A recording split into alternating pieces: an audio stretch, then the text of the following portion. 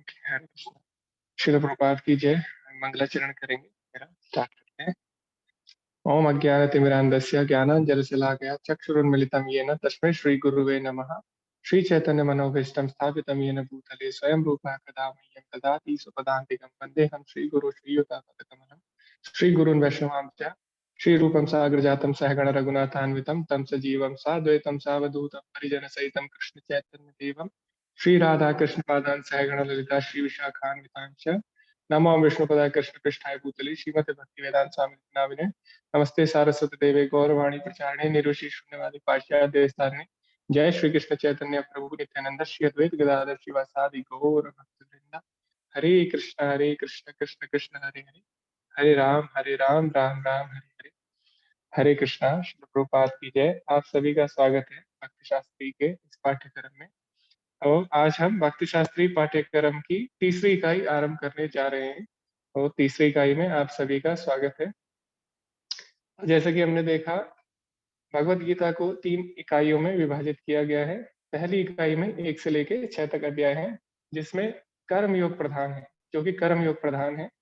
और दूसरी इकाई 7 से लेके 12 तक अध्याय, उसमें हम अध्ययन करते हैं।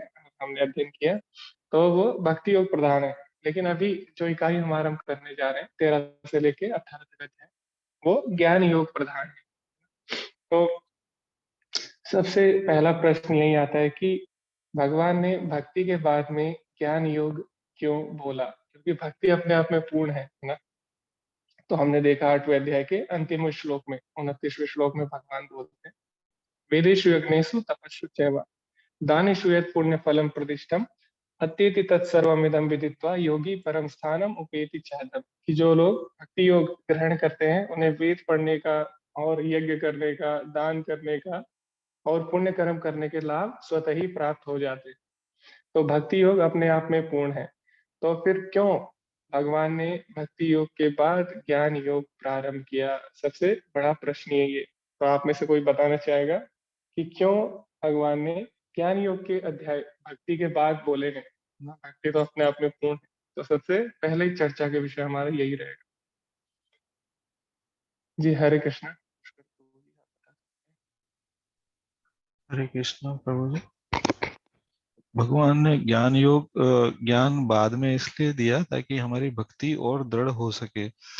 जब हम जानते हुए, सब कुछ जानते हुए भक्ति में लगते हैं तो वो उसमें दृढ़ता आती है। साथ ही साथ ये भी एक है कि कोई हमारी भक्ति को डिगा नहीं सके।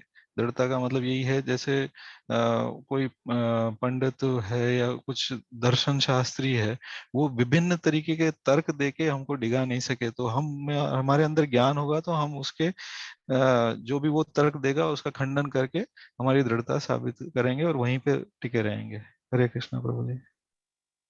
जी प्रभु जी, धन्यवाद। तो जैसे कि प्रभु जी ने बोला, भक्ति में दृढ़ता लाने के लिए ज्ञान आवश्यक है। जी नीलम माता जी, हरे कृष्णा।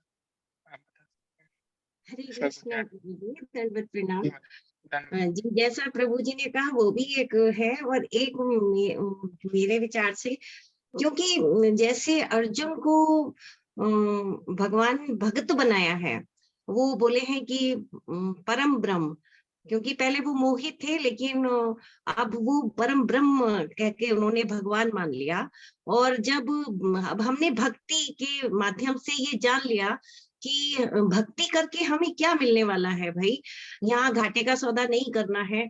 तो अब जब हम भक्त बना दिया हमें भगवान ने भक्ति तक, तो अब हम ये गूढ़ ज्ञान लेने के लिए भी हम तैयार हमें किया भगवान ने। क्योंकि जब हम किसी के लिए श्रद्धा श्रद्धा रख लेते हैं, श्रद्धा हो जाती है, तब हम उसे और जानने की इच्छा करते हैं।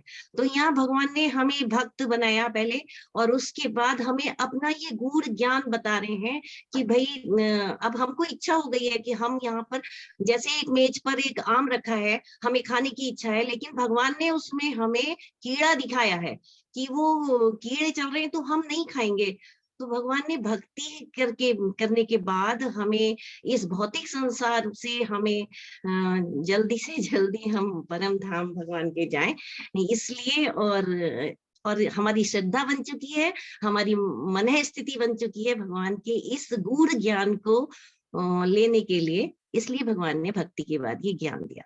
हरे कृष्णा प्रभु जी। जी माता जी, धन्यवाद। श्रद्धा और भक्ति हमारी दृढ़ करने के लिए माता जी जी माता जी, धन्यवाद। हरे कृष्ण। ओके, तो भक्ति, पहली बात हमें समझना होगा, भक्ति एक फिक्स डेस्टिनेशन नहीं है। भक्ति एक चरम, भक्ति एक लक्ष्य नहीं है। भक्ति क्या है? एक पथ है।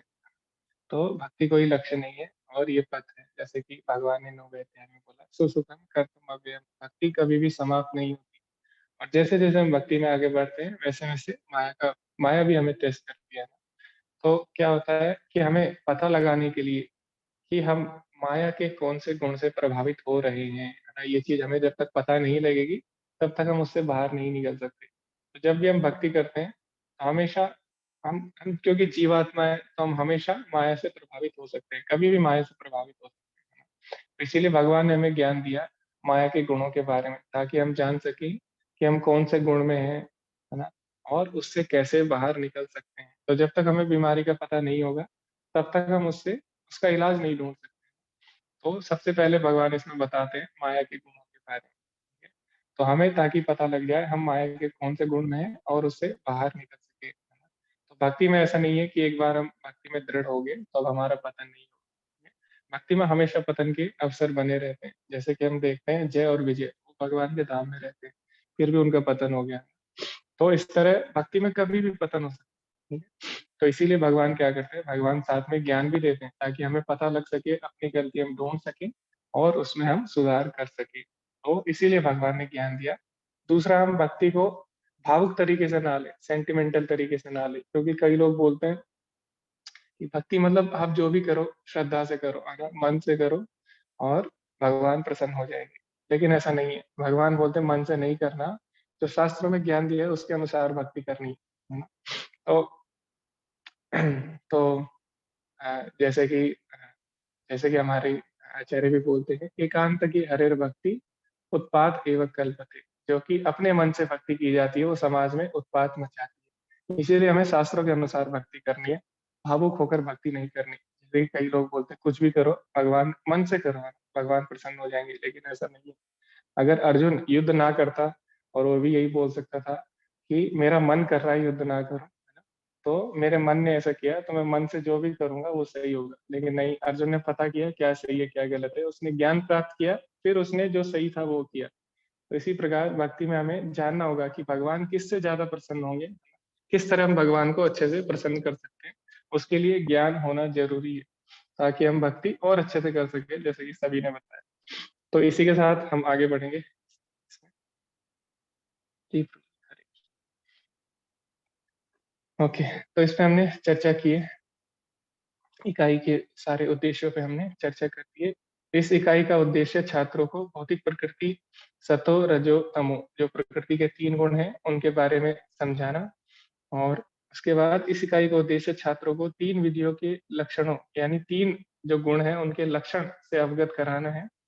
और इस बारे में जागरूक करना है कि किस तरीके से 3 गुण हमें प्रभावित कर रहे हैं। इस इकाई का उद्देश्य छात्रों को स्वयं को सतोगुण और अंततः श्रेष्ठता तक बढ़ाने के लिए आवश्यक कौशल से युक्त करना है। तो अभी तक हमने चर्चा की कि सतोगुण सबसे श्रेष्ठ है, लेकिन नहीं, इस अध्याय में हमें पता लगेगा कि भक्ति सतोगुण से भी ऊपर है। तो उसके बारे में भी हम चर्चा करेंगे कि तीनों गुणों को कैसे लांघ सकते हैं। ठीक,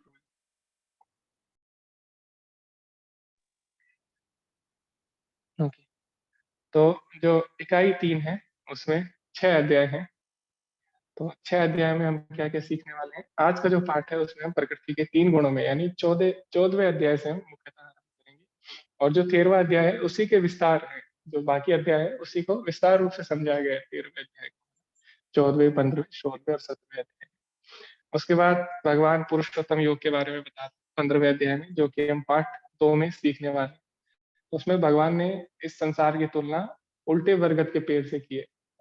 तो उससे भगवान ने प्रकृति को समझाया, वो भी हम समझेंगे। उसके बाद दैवी और आसुरी गुणों के बारे में भगवान चर्चा करते हैं 16वें अध्याय में। 17वें अध्याय में भगवान बताते हैं हमारी जो श्रद्धा होती है वो भी 3 गुणों से प्रभावित होती है, त्रिविधा भवती श्रद्धा। और अंत में भगवान बताएंगे भगवत गीता का सार, यानी कृष्ण को समर्पण किस प्रकार किया जाए। तो इसकी हम चर्चा करेंगे। जी। तो शिव प्रभात की जय। इसी के साथ हम आगे बढ़ेंगे। ओके, तो आज हम पढ़ने वाले 14वें अध्याय में, जो कि है प्रकृति के 3 गुणों के विषय में। लेकिन इससे पहले हम 13वें अध्याय किस तरह 13वां अध्याय किस तरह बाकी अध्यायों से जुड़ा है उसकी भी हम चर्चा करेंगे। तो 13वें अध्याय में 6 मुख्य विषयों की चर्चा हुई है, जिन्हें हम विस्तार से समझने वाले हैं, या इसमें जो कुछ विषय हैं उनको हम पहले से ही उनके बारे में हम सांकेतिक रूप से या उनके बारे में हम हल्का सा समझ चुके हैं।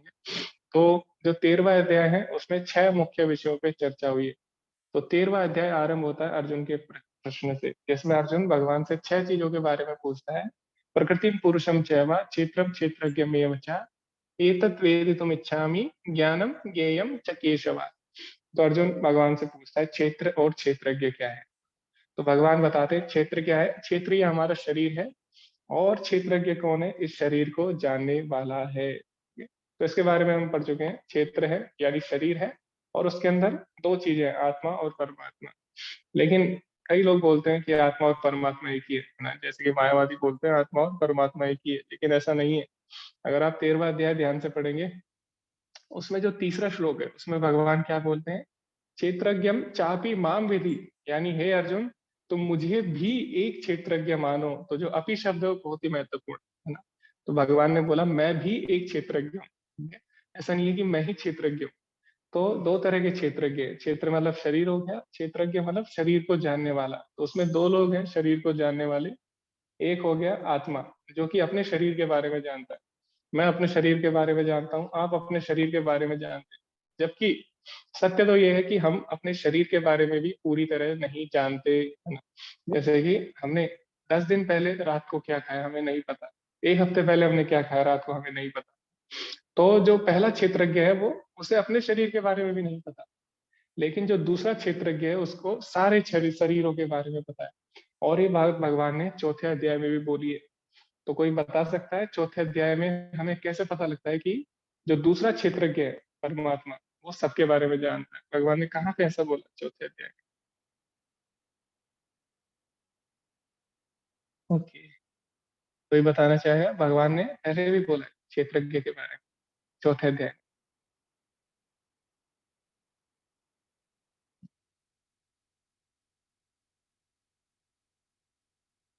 ओके, तो इसकी हम चर्चा करते हैं।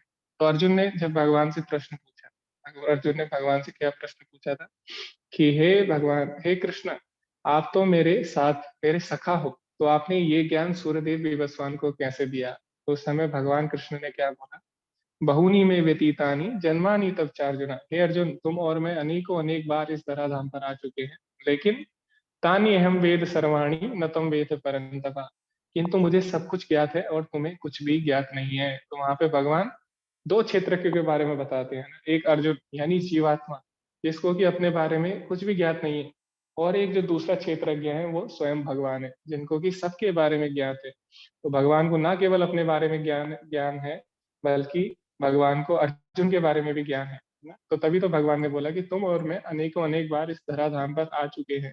तो इस तरह 2 तरीके के क्षेत्रज्ञ होते हैं। तो पहले क्षेत्रज्ञ कौन है, आत्मा, और दूसरा क्षेत्रज्ञ है जो कि परम क्षेत्रज्ञ है, वो है परमात्मा। उसके बाद फिर दूसरे अध्याय में भगवान ज्ञान और ज्ञेय यानी जानने योग्य वस्तु क्या है उसके बारे में बता। तो सबसे पहले भगवान ज्ञान के कुछ लक्षणों की चर्चा करते हैं। जैसे कि ज्ञान का लक्षण क्या है, गुरु की शरण में जाना, है ना। तो ये भगवान बताते हैं ज्ञान के लक्षण। यानी ज्ञान का लक्षण है, सबसे पहला ज्ञान का लक्षण क्या होता है, अहंकार नहीं होना चाहिए। वो कब होता है, जब हम गुरु की शरण में जाते हैं। जैसे हम देखते हैं भक्ति सिद्धांत सरस्वती ठाकुर, तो उन्हें सब चीजें ज्ञात थी, वो बहुत बड़े विद्वान थे, क्योंकि वो बचपन से ही वैष्णव परिवार में जन्म लिया था। लेकिन फिर भी उन्होंने क्या किया, गुरु स्वीकार किया, है ना। तो वो गौर किशोर दास बाबा जी की शरण में गए। तो गुरु क्यों स्वीकार करना है, ताकि हमारा अहंकार दूर हो सके, और हमें हमें ये अहंकार न हो कि हम अपने बल पे इस भव सागर को पार कर जाए। तो इसीलिए गुरु की शरण में जाना आवश्यक है। तो भगवान उसमें बताते हैं ज्ञान के लक्षण। और फिर भगवान ज्ञान के लक्षण में क्या बताते हैं, जन्म मृत्यु जरा व्याधि दुख दोषानु दर्शनम, कि जो व्यक्ति जन्म मृत्यु और जरा व्याधि को असली दुख के रूप में जानता है, वही व्यक्ति ज्ञानी होता है। तो इस तरह भगवान उसमें ज्ञान के लक्षणों के बारे में बताते हैं। फिर भगवान बताते हैं ज्ञेय। ज्ञेय यानी जानने योग्य वस्तु क्या है। तो उसमें भगवान बताते हैं दो चीजें जानने योग्य। क्या? एक आत्मा, तो मत परम। तो भगवान बोलते हैं आत्मा मेरे वश में है या मेरे अधीन है, ठीक है। और जो दूसरी जानने योग्य वस्तु है वो कौन है? परमात्मा यानी भगवान। तो ज्ञान क्या है? आत्मा और परमात्मा के विषय में जानना। तो ये भगवान बताते हैं उसमें। उसके बाद फिर आगे भगवान बताते हैं प्रकृति और पुरुष के बारे में। तो ये जो सारे विषय हैं इनकी हम चर्चा आगे जो अध्याय है उनमें हम विस्तार से करेंगे। तो प्रकृति और पुरुष के बारे में भगवान ने क्या बोला? तो प्रकृति क्या है? कार्य कारण कृतित्व हेतु प्रकृति उच्यते। तो भगवान बोलते हैं कि जो संसार में जो भी कार्य हो रहे हैं, तो संसार में कॉज और इफेक्ट होते हैं, यानी हम कार्य करते हैं और उसके कुछ परिणाम आते हैं, ठीक है। तो इस कॉज एंड इफेक्ट के पीछे भी जो कारण है उसको प्रकृति बोलते हैं। तो जो भी कार्य होते हैं वो प्रकृति के गुणों द्वारा प्रभावित होते हैं। तो प्रकृति के गुणों के बिना कोई भी कार्य प्रकृति में नहीं होता। तो भगवान बोलते हैं कार्य कारण कृतित्व, कार्य और कारण के पीछे, है ना, हेतु प्रकृति उच्यते, कार्य और कारण के पीछे भी जो कारण है उसको प्रकृति बोलते हैं। और पुरुष क्या है? पुरुषः सुख दुखानां भोक्तृते हेतु उच्यते। और इस कार्य और कारण से जिसको सुख और दुख प्राप्त होता है उसको पुरुष कहते हैं। तो जीवात्मा क्या है? जो प्रकृति के गुणों से प्रभावित होती है वो जीवात्मा है। तो ये भगवान बताते हैं प्रकृति और पुरुष के बारे में। और फिर भगवान बोलते हैं कि इससे ऊपर भी एक पुरुष है, परम पुरुष, देहे अस्मिन पुरुषः परः, यानी जो हमारे शरीर में परमात्मा रूप में है वो पुरुषः परः, यानी वो परम पुरुष है, ठीक है। तो इसके बारे में हम, पुरुष के बारे में हम 15वें अध्याय में विस्तार से पढ़ने वाले हैं, पुरुषोत्तम योग में। तो ये भगवान बताते हैं। और उसके बाद अंत में भगवान बताते हैं ज्ञान के चक्षु से ही हम इसको समझ सकते हैं। क्षेत्र क्षेत्रज्ञयोरेवं अंतरम ज्ञान चक्षुषा। लेकिन भगवान बोलते हैं ये अंतर हमें कब समझ में आएगा? जब हम ज्ञान के चक्षुओं से संसार को देखेंगे, प्रकृति को जब हम ज्ञान के चक्षुओं से देखेंगे तब हम क्षेत्र और क्षेत्रज्ञ में अंतर जान पाएंगे। ये विदुर्व्यांति ते परम। और भगवान बोले वही श्रेष्ठ है, वही विदुर यानी वही ज्ञाता है जो इस अंतर को समझ पाता है कि मैं शरीर नहीं हूँ, मैं आत्मा हूँ, शरीर से मैं अलग हूँ, क्षेत्र अलग है और क्षेत्रज्ञ अलग है। तो इस तरह भगवान 13वें अध्याय में बताते हैं। उसी को विस्तार से हम आगे आने वाले अध्याय में उन विषयों की हम चर्चा करेंगे। तो इसी के साथ हम आगे बढ़ेंगे। ओके। तो 14वें अध्याय में हम क्या क्या सीखने वाले हैं? तो 14वें अध्याय में हम पढ़ने वाले हैं कि सभी प्राणियों के जो बीज प्रदाता पिता है वो भगवान कृष्ण है। किस प्रकार सृष्टि भगवान करते हैं और किस प्रकार 3 गुणों का चक्र आरंभ होता है, तो वो भगवान आरंभ में बताते हैं। उसके बाद भगवान बताते हैं कि किस प्रकार जो 3 गुण है हमें बांधते हैं, क्या उनकी विशेषताएं यानी क्या उनके लक्षण हैं, किस प्रकार व्यक्ति उनमें क्रिया यानी कर्म करता है, और जो व्यक्ति उनमें क्रिया करता है उसका अंत परिणाम क्या होता है, ठीक है। यानी वो अगर उस गुण में क्रिया करते हुए शरीर त्यागेगा तो उसका परिणाम क्या होगा, उसकी हम चर्चा करेंगे। और अंत में हम चर्चा करेंगे कि किस तरह जो व्यक्ति 3 गुणों को लांग जाता है उसके क्या लक्षण होते हैं, और 3 गुणों को किस तरह से लांगा जाता है, और 3 गुणों को लांघने के बाद करना क्या होता है, उसकी भी हम चर्चा करेंगे। जी प्रभु जी आगे। ओके। तो अभी हम 14वां अध्याय आरंभ करने जा रहे हैं। श्री प्रभुपाद की जय। तो यहाँ पे भगवान बताते हैं पहले श्लोक में, परम भूया प्रवक्ष्यामि ज्ञानानां ज्ञानमुत्तमम् यद् ज्ञात्वा मुनयः सर्वे पराम सिद्धिमितो गता। भगवान ने कहा अब मैं तुमसे समस्त ज्ञानों में सर्वश्रेष्ठ इस परम ज्ञान को पुनः कहूंगा जिसे जान लेने पर समस्त मुनियों ने परम सिद्धि प्राप्त की है। तो ये ज्ञान, इस ज्ञान में क्या विशेष है कि जिससे सारे मुनियों ने सिद्धि प्राप्त की है, तो ये हमें अध्याय के अंत में पता लगेगा। लेकिन यहाँ पे भगवान ने एक बात बोली है क्या, कि अब मैं ये ज्ञान तुमसे पुनः कहूंगा, यानी ये बात भगवान पहले ही बता चुके हैं। प्रकृति और प्रकृति के गुणों के बारे में भगवान पहले ही बता चुके हैं। तो आप में से कोई बता सकते हैं, भगवान ने प्रकृति के गुणों के बारे में हल्का सा हमें हिंट दे दिया था, पहले एक संकेत दे दिया था, लेकिन भगवान इसी को विस्तार से बता रहे हैं। 13वें अध्याय में भगवान ने दिया, लेकिन उससे पहले भी भगवान कई बार 3 गुणों के बारे में चर्चा कर चुके हैं। आप में से कोई बता सकते हैं कब भगवान ने 3 गुणों की चर्चा की है?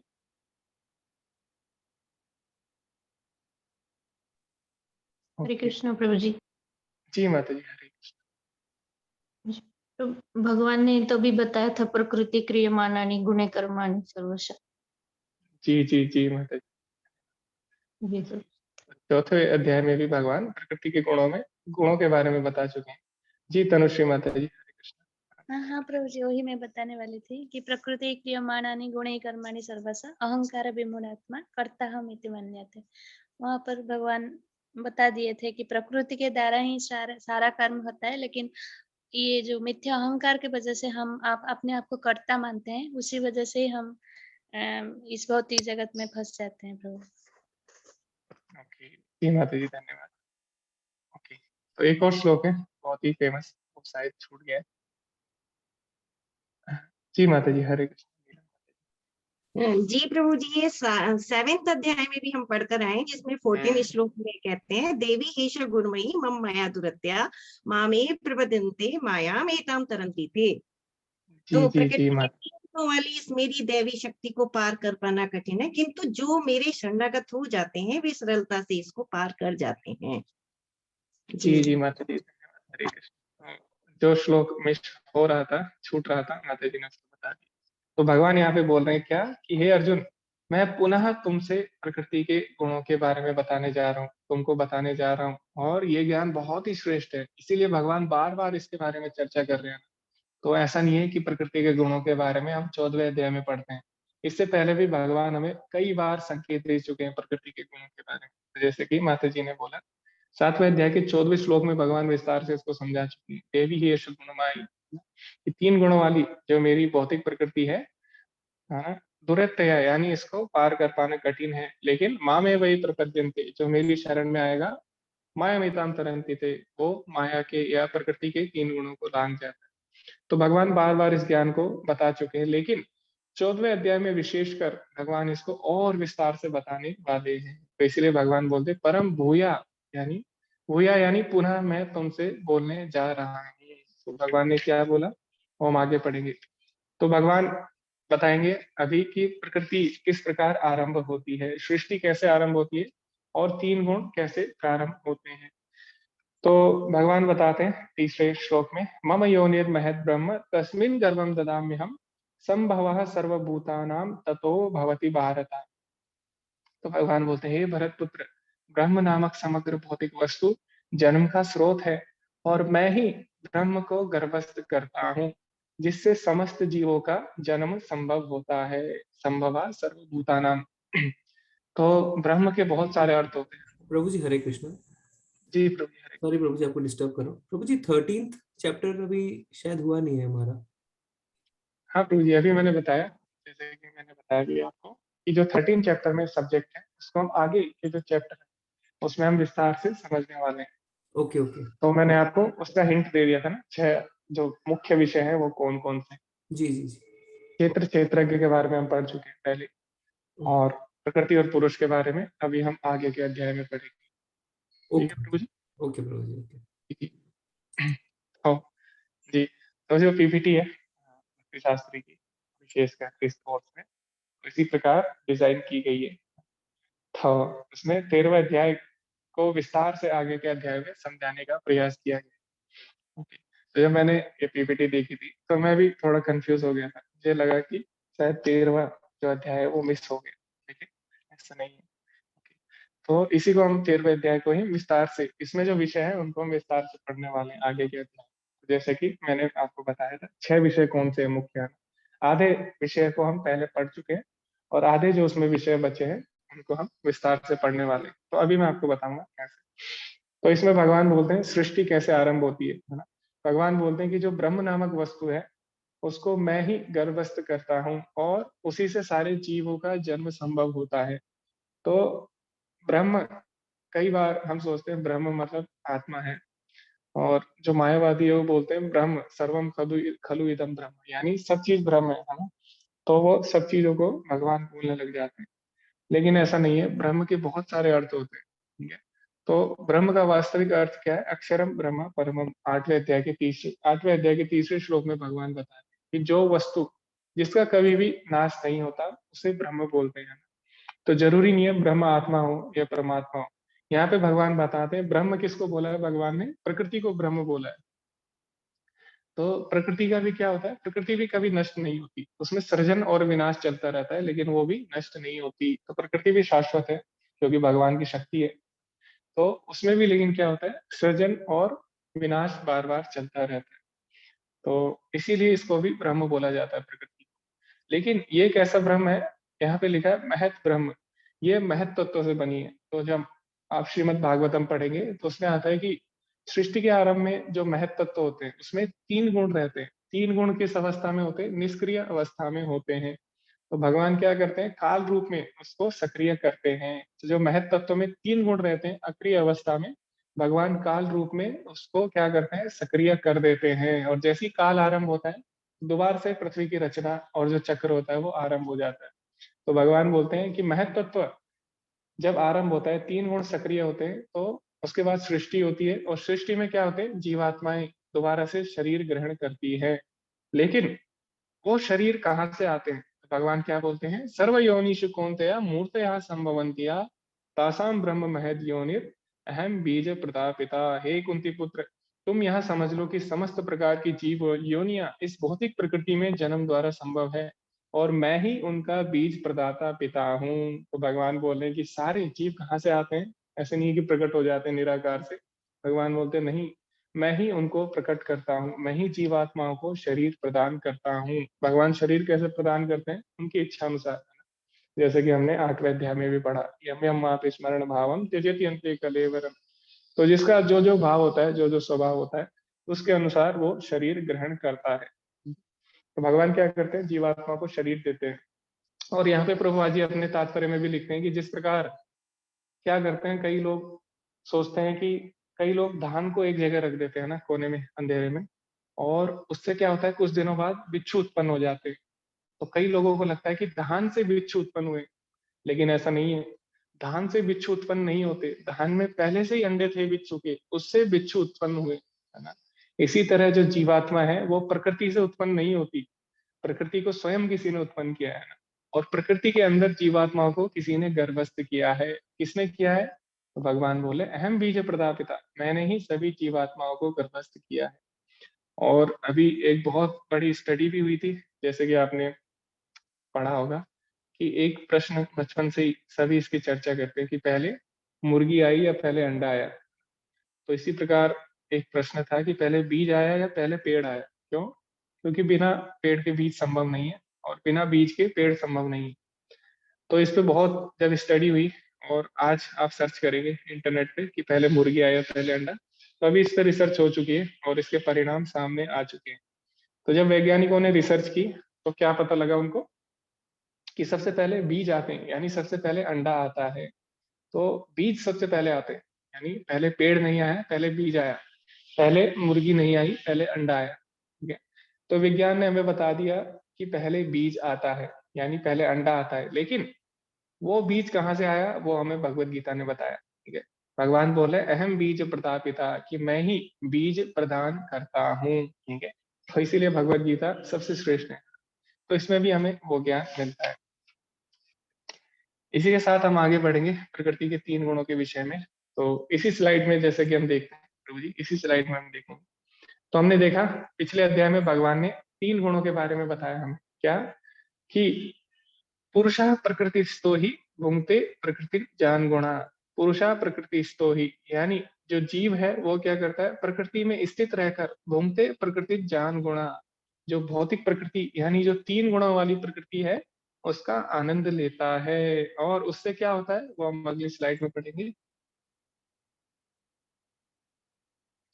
कारणम गुण संगोस्य सद असद योनि जन्मसु, यानी जिस कारण से, है ना, प्रकृति के गुणों का भोग करने से क्या होती है जीवात्मा, सद असद योनि जन्मसु, यानी उच्च और निम्न योनि में जन्म ग्रहण करती है। तो ये भगवान ने हमें पिछले अध्याय में बता दिया था। तो इसी को, ऐसी कौन सी प्रकृति है, क्यों जीवात्मा उच्च और निम्न योनि में जन्म लेती है, उसके विषय में हम 14वें अध्याय में विस्तार से पढ़ने वाले हैं। तो 14वें अध्याय में जो भगवान पहले ही बता चुके हैं 3 गुणों के विषय में, जीवात्मा किस प्रकार इसमें फंसती है, उसको भगवान और विस्तार से बताने वाले हैं। तो इस अध्याय में हम जानेंगे सबसे पहले प्रकृति के 3 गुण कौन से हैं, ठीक है। तो अभी तक भगवान ने नाम नहीं लिया, है ना। आप देखिए पिछले अध्याय में भगवान बोलते हैं गुणों के बारे में, जैसे कि माता जी ने बोला कि चौथे अध्याय में भी भगवान ने बोला, है ना, प्रकृति क्रियमाणानि। और 7वें अध्याय में भी भगवान ने बोला प्रकृति के गुणों के बारे में, देवी ही एष गुणमाई। लेकिन भगवान ने उन गुणों के नाम नहीं लिए। भगवान ने ये नहीं बताया वो कितने प्रकार के होते हैं, क्या उनके लक्षण है। तो इस अध्याय में भगवान बताते हैं कि भौतिक प्रकृति के गुण 3 प्रकार के होते हैं। सत्वम रजस तमा इति गुणा प्रकृति संभवा निमग्नाति महाबाहो देहे देहिनम अव्ययम। भौतिक प्रकृति 3 गुणों से युक्त है, ये है सतो रजो और तमोगुण। हे महाबाहु अर्जुन। तो आगे हम बढ़ेंगे, ये आप आगे जा सकते हैं। जी। तो यहाँ पे भगवान क्या बोल रहे हैं कि भौतिक प्रकृति 3 गुणों से युक्त है, सतो रजो और तमो गुण से, है ना। तो जैसे कि हम सभी को पता है प्रकृति के 3 गुण हैं, और अधिकतर लोग ये मानते हैं कि सतो गुण में हमें जाना है ना, सतो गुण सबसे उत्तम है। लेकिन भगवान बोलते हैं नहीं, ये तीनों गुण हमें बांधते हैं। निबध्नन्ति महाबाहो देहे देहिनम अव्ययम्। यानी चाहे सतोगुण हो, चाहे रजोगुण हो या तमोगुण हो, तीनों ही गुण हमें बांध रहे हैं। तो भगवान बोले हमें इन 3 गुणों से ऊपर उठना है, ठीक है। तो कई लोग बोल सकते हैं कि हमें सत्वगुण में जाना है, लेकिन भगवान बोलते हैं नहीं, सत्वगुण भी हमें भौतिक प्रकृति से बांधता है। हमें वास्तव में तीनों गुणों से ऊपर उठना होता है। तो ये भगवान साफ साफ इसमें बता देते हैं हमारा लक्ष्य क्या है, 3 गुणों से ऊपर उठना, ठीक है। तो सतो रजो तमोगुण तीनों क्या है, तीनों ही हमें बांध रहे हैं। तो जैसे कि मान लीजिए कोई पंछी है, पंछी, तो पंछी 3 पिंजड़ों में कैद है। एक है सोने का पिंजड़ा, एक है चांदी का पिंजड़ा, एक है लोहे का पिंजड़ा। अब कोई बोल सकता है कि सोने का पिंजरा श्रेष्ठ है, सोने का पिंजरा अच्छा है। लेकिन हमें ये बात जाननी होगी, चाहे पिंजरा कोई भी हो, सोने का हो, चांदी का हो या लोहे का हो, लेकिन भले ही सोने का पिंजरा अच्छा है, लेकिन वो भी क्या कर रहा है, पंछी को बांध रहा है, कैद कर रहा है ना। तो 3 गुणों में भले ही सत्वगुण सबसे श्रेष्ठ हो, लेकिन वो भी हमें इस संसार से बांध रहा है। इसीलिए हमें उससे भी ऊपर उठना होगा अगर हमें इस संसार से मुक्त होना है। तो आगे भगवान सत्वगुण के बारे में विस्तार से बताते हैं। तत्र सत्वम निर्मलत्वात् प्रकाशकम अनामयम सुख संज्ञेन बध्नाति ज्ञान संज्ञेन चानघा। तो भगवान बोलते हैं तत्र सत्वम निर्मलत्वात्, यानी जितने भी गुण हैं उनमें सतो गुण सबसे निर्मल है, यानी सबसे पवित्र करने वाला है। प्रकाशकम अनामयम, यानी सभी पापों का नाश करने वाला है, ठीक है। और लेकिन भगवान बोल रहे हैं एक इसके साथ शर्त भी है। अभी मैंने इसकी अच्छाई बताई आपको कि सभी गुणों में श्रेष्ठ है, ये सोने की जंजीर है, लेकिन भगवान बोलते हैं ये भी हमें बांध देती है। कैसे? सतोगुण हमें कैसे बांधता है? सुख संज्ञेन बदनाति ज्ञान संज्ञेन चानगा। सतोगुण हमें सुख से बांध देता है, और ज्ञान संज्ञेन चा, और ज्ञान से भी हमें बांध देता है। तो सतोगुण में क्या होता है, सतोगुण में हमारी लाइफस्टाइल अच्छी होती है, हमारी जीवन शैली अच्छी होती है, जिसके कारण हमें बहुत ही आनंद आता है। तो कई लोग जल्दी उठते हैं, और वो लोग क्या करते हैं, सात्विक जीवन जीते हैं, तो उनका जीवन आनंद से भर जाता है, लेकिन वो उस आनंद से बंध जाते हैं, ठीक है।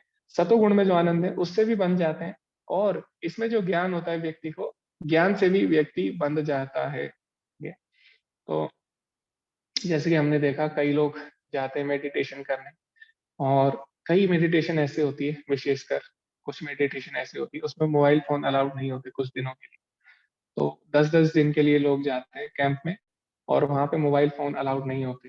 तो वहाँ पे क्या होता है, वहाँ पे जब वो रहते हैं मोबाइल फ़ोन, एक दूसरे से बात नहीं करते, वहाँ पे कुछ नियम होते हैं, और वहाँ पे उनको सात्विक खाना दिया जाता है बिल्कुल, है ना। तो उससे क्या होता है, उससे वो सतोगुण में आ जाते हैं, और उन्हें बहुत ही सुख अनुभव होता है। लेकिन जैसे वो भौतिक संसार में आते हैं, तो क्या होता है, दोबारा से उनकी जो समस्या है वो आरंभ हो जाती है। तो उनको लगता है कि शायद मेडिटेशन है, जो हमने किया वो मेडिटेशन है, लेकिन वास्तव में वो मेडिटेशन नहीं था। वो क्या था, वो सतोगुण में थे कुछ दिनों के लिए। तो सतोगुण में रहने के कारण उन्हें अच्छा अनुभव हुआ था, ठीक है। वास्तव में वो मेडिटेशन नहीं था। तो सतोगुण में क्या होता है, हमें बहुत ही आनंद अनुभव होता है, लेकिन इसमें भी हम आनंद से, और जो इसमें ज्ञान होता है उससे हम बंध जाते हैं। तो कोई बता सकता है सतोगुण के उदाहरण कौन है, कौन से व्यवसाय है जिसमें व्यक्ति सतोगुण से बन जाते हैं? प्रभुपाद जी ने यहाँ पे कुछ व्यवसाय बताए।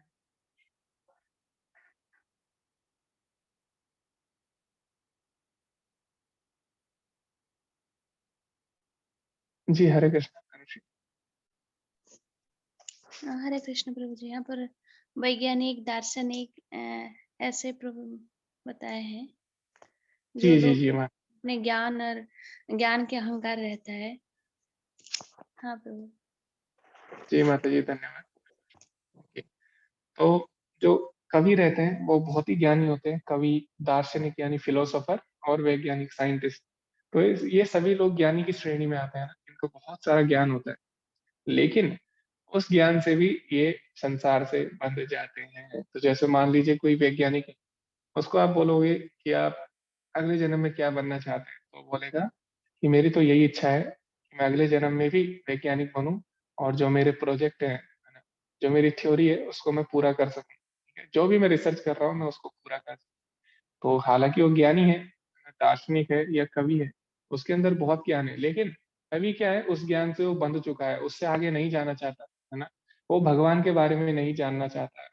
वो समझता है कि अब मैं अपना जीवन जितना भी मेरे पास है सब मैं इसी को दूंगा। कवि सोचता है कि मैं और कविताएं लिखूंगा, वैज्ञानिक सोचता है मैं और रिसर्च करूंगा, और दार्शनिक सोचता है मैं और सिद्धांत पढ़ूंगा। तो क्या करते हैं, उनके पास ज्ञान तो है, लेकिन वो इस ज्ञान से अटैच हो गए। उनको लगता है कि ये ज्ञान ही सब कुछ है। ठीक है, तो इस तरह जो सतोगुण में व्यक्ति होता है उनमें ज्ञान तो रहता है, लेकिन वो उसी ज्ञान से बंध जाते हैं, वही ज्ञान उनके बंधन का कारण बन जाता है, और उसमें जो सुख अनुभव होता है ना, तो उसमें जो सुख है उससे भी वो बंध जाते हैं। और रजोगुण में क्या होता है, रजो रागात्मकम विधि तृष्णा संग समुद्भवम तानि बध्नान्ति कौन्तेय कर्म संगेन देहिना। हे कुंती पुत्र, रजोगुण की उत्पत्ति असीम आकांक्षाओं तथा तृष्णाओं से होती है, और इसी के कारण ये देहधारी जीव सकाम कर्मों से बंध जाता है। तो रजोगुण में क्या होती है, तृष्णा। तृष्णा मतलब क्या होता है, प्यास। तो जब व्यक्ति को प्यास लगती है तो क्या करता है, वो पूरा प्रयास करता है कि उसे पानी मिल जाए ना। उसके लिए क्या करता है, हाथ पैर मारेगा, सब चीजें करेगा कि उसकी प्यास किसी तरह बुझ सके। ठीक है, तो इसी प्रकार जो रजोगुण में व्यक्ति होते हैं उनके अंदर असीम इच्छाएं होती है, भगवान बता रहे हैं। तो उसका हाल कैसा होता है, तृष्णा यानी प्यासे की तरह होता है, और उसको पूरा करने के लिए वो क्या करता है, कुछ भी कार्य करने को तैयार हो जाता है ना। तो भले ही उसे गलत कार्य करने पड़े या सही कार्य करने पड़े, लेकिन उसकी इच्छाएं पूरी होनी चाहिए। तो इसके लिए वो क्या करता है, कुछ भी करने को तैयार होता है।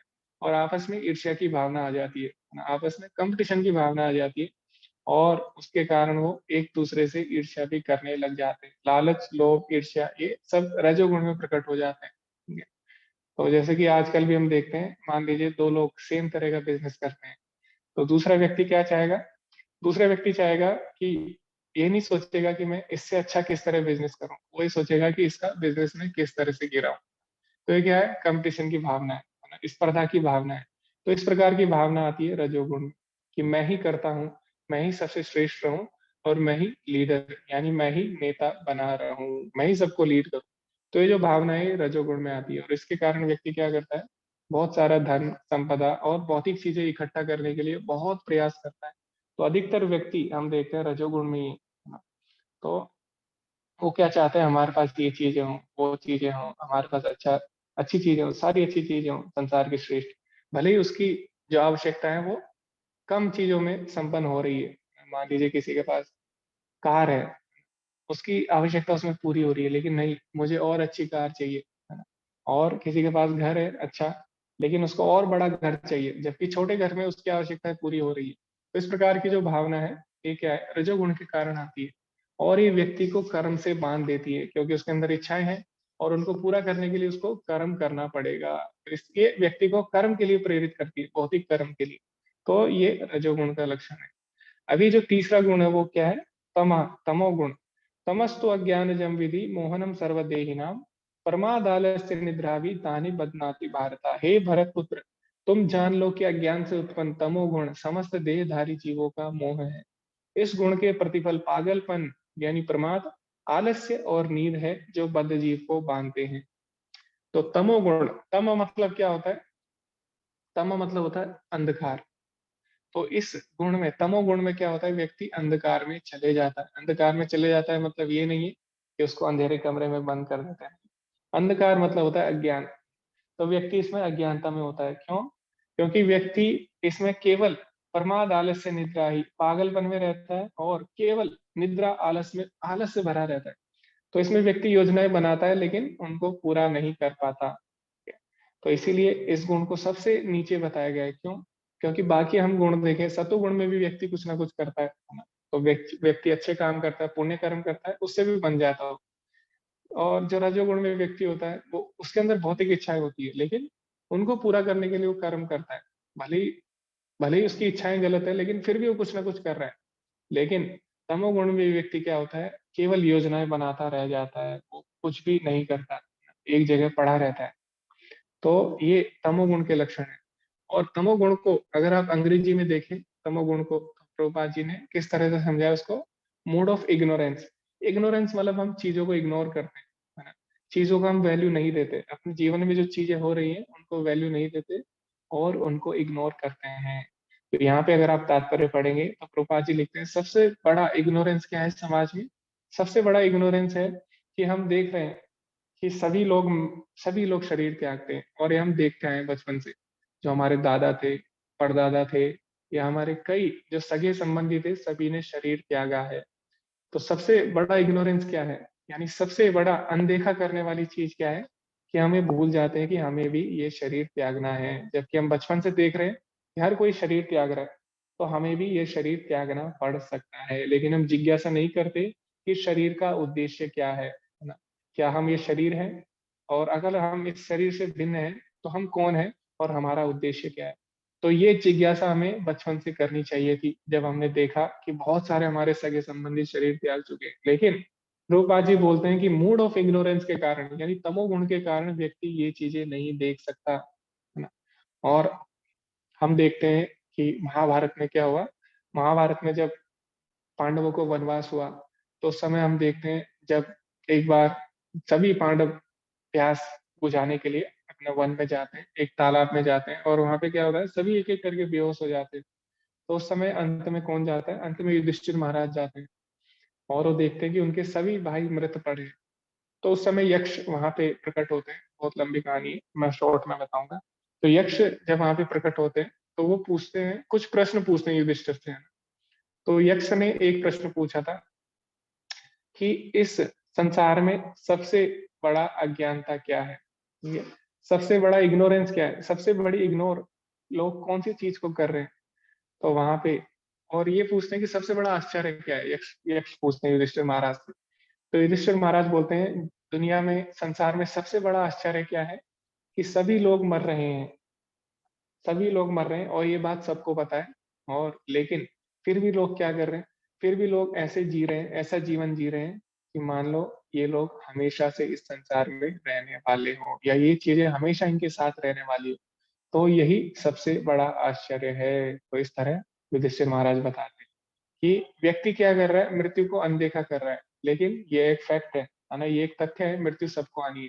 और मृत्यु को अनदेखा करना, यही सबसे बड़ी मूर्खता है। तो ये प्रभुपाद जी अपने तात्पर्य में लिख रहे हैं कि तमोगुण का सबसे बड़ा लक्षण क्या है, कि हम मृत्यु को अनदेखा कर रहे हैं, हम नहीं जान रहे कि हम शरीर से अलग कैसे हैं। तो ये सबसे बड़ा तमोगुण है। आगे फिर भगवान आगे इन गुणों के बारे में और विस्तार से बताते हैं।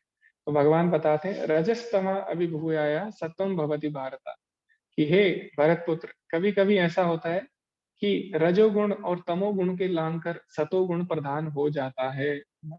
तो हम देखते हैं कि कभी कभी हमारा मन करता है कि हम अच्छा कार्य करेंगे, कल से हम ये करेंगे वो करेंगे, सुबह जल्दी उठेंगे।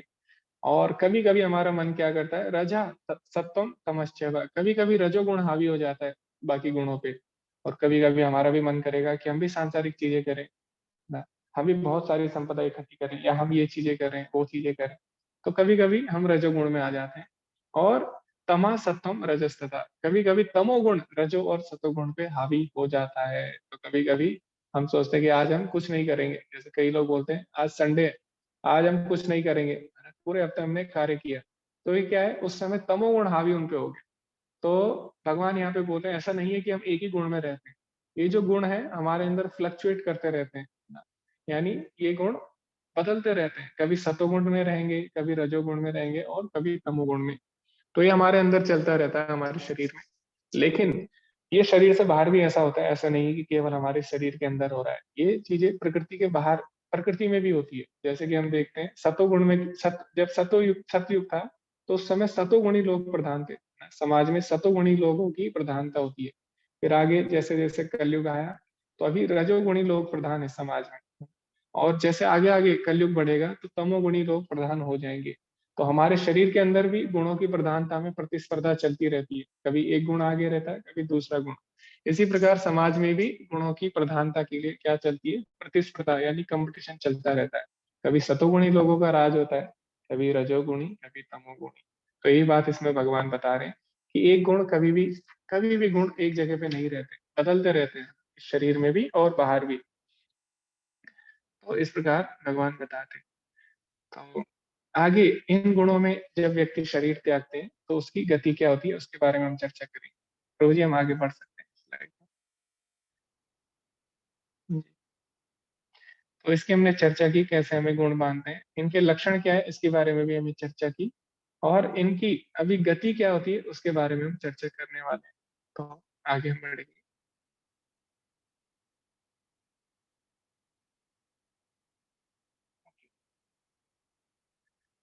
ओके, तो सबसे पहले यहाँ पे प्रभुपाद जी अपने तात्पर्य में लिखते हैं कि कैसे हम रजोगुण या तमोगुण से ऊपर उठ सकते हैं। तो जैसे कि हमने देखा हमारा उद्देश्य है तीनों गुणों से ऊपर उठना, ठीक है।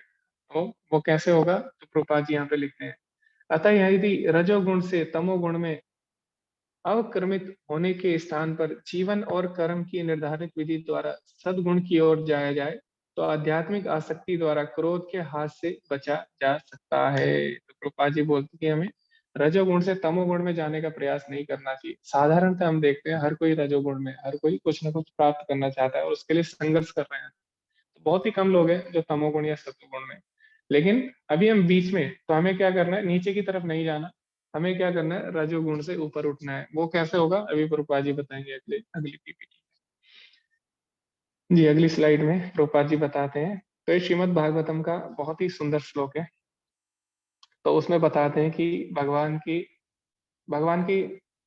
नाम के बारे में, भगवान की जो लीलाएं हैं उनकी कितनी शक्ति है, तो किस तरह हमें तीनों गुणों से ऊपर उठा सकते हैं। तो ये बहुत ही लंबा है, तो इसको मैं शॉर्ट में बताऊंगा।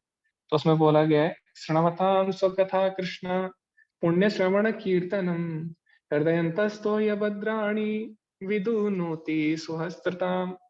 तो उसमें बताते हैं कि श्रवताम स्वकथा कृष्ण, हे भगवान तुम्हारी कथा सुनने से, है ना, पुण्य श्रवण कीर्तनम, और आपके नाम का कीर्तन सुनने से क्या होता है, हृदयंतस्तो यभद्राणि, हमारे हृदय में जो भी कल्मश होते हैं, जो भी प्रकृति के तीन गुणों का प्रभाव होता है, काम क्रोध लोभ मोह, हृदयंतस्तो यभद्राणि विधुनोति सुहस्त्रताम, उन सभी का नाश हो जाता है।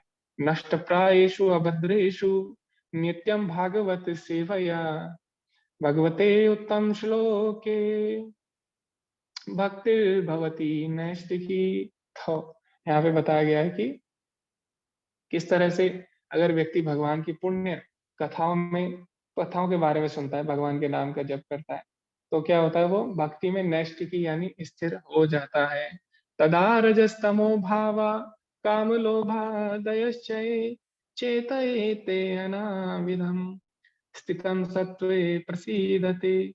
तो यहाँ पे जो श्लोक आप देख रहे हैं सामने, ये इसी पूरे उससे लिया गया है, जो श्लोकों की एक श्रृंखला है।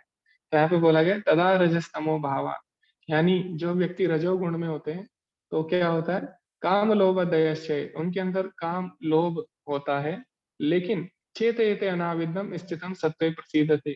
लेकिन हे भगवान, जो आपकी लीलाओं के बारे में सुनते हैं, जो आपके बारे में सुनते हैं, आपके नाम, जो लोग आपके नाम के विषय में सुनते हैं, आपका नाम लेते हैं, वो क्या करते हैं, स्थितम सत्वे प्रसीदते, वो लोग सतोगुण की तरफ बढ़ जाते हैं। तो यहाँ पे प्रभुपाद जी बताते हैं, अगर हम भगवान के बारे में सुनेंगे, भगवान की लीलाओं के बारे में, भगवान के नाम गुण रूप इत्यादि के बारे में चर्चा करते हैं, तो उससे क्या होता है, हम धीरे धीरे सतोगुण में उठते हैं, और सतोगुण से भक्ति में पहुंच पाना बहुत ही आसान होता है। इसीलिए हमें प्रयास करना चाहिए कि पहले हम कम से कम सतोगुण में हैं। तो जैसे कि एक फ्लाइट होती है, हवाई जहाज, तो हवाई जहाज को उड़ान भरने के लिए हवाई पट्टी में आना पड़ेगा, है ना।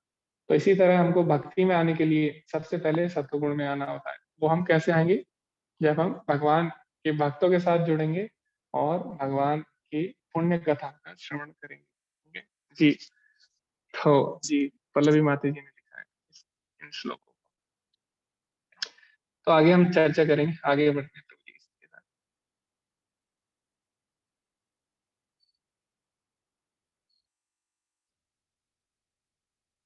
Okay. तो प्रभुपाद जी बोलते हैं, जैसे हृदय में अटल प्रेममयी सेवा की स्थापना होती है, प्रकृति के रजोगुण और अज्ञान के प्रभाव जैसे काम, इच्छा और लालसा हृदय से गायब हो जाते हैं, तब भक्त अच्छाई यानी सतोगुण में स्थापित हो जाता है और वह पूरी तरह से खुश हो जाता है। तो भगवान ने बोला, मामेव प्रपद्यन्ते, जो मेरी शरण में आता है, मायमेतां तरन्ति, वो प्रकृति के गुणों से ऊपर उठ जाएगा।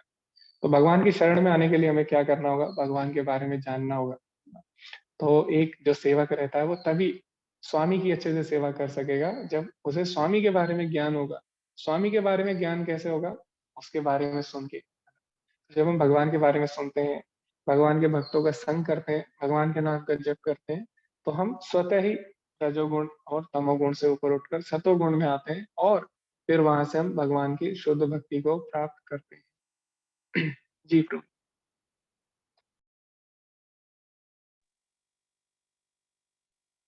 तो आगे हम पढ़ेंगे कि जो 3 गुणों में व्यक्ति होते हैं उनका गंतव्य क्या क्या होता है। अभी तक हमने पढ़ा 3 गुणों के लक्षण क्या होते हैं और किस तरह हमें संसार से बांधते हैं, किस तरह हम उनसे ऊपर उठ सकते हैं। लेकिन 3 गुणों में अगर कोई व्यक्ति है, वो अगर शरीर त्यागेगा तो उसकी क्या गति होगी, ठीक है? तो उसके बारे में हम चर्चा करेंगे।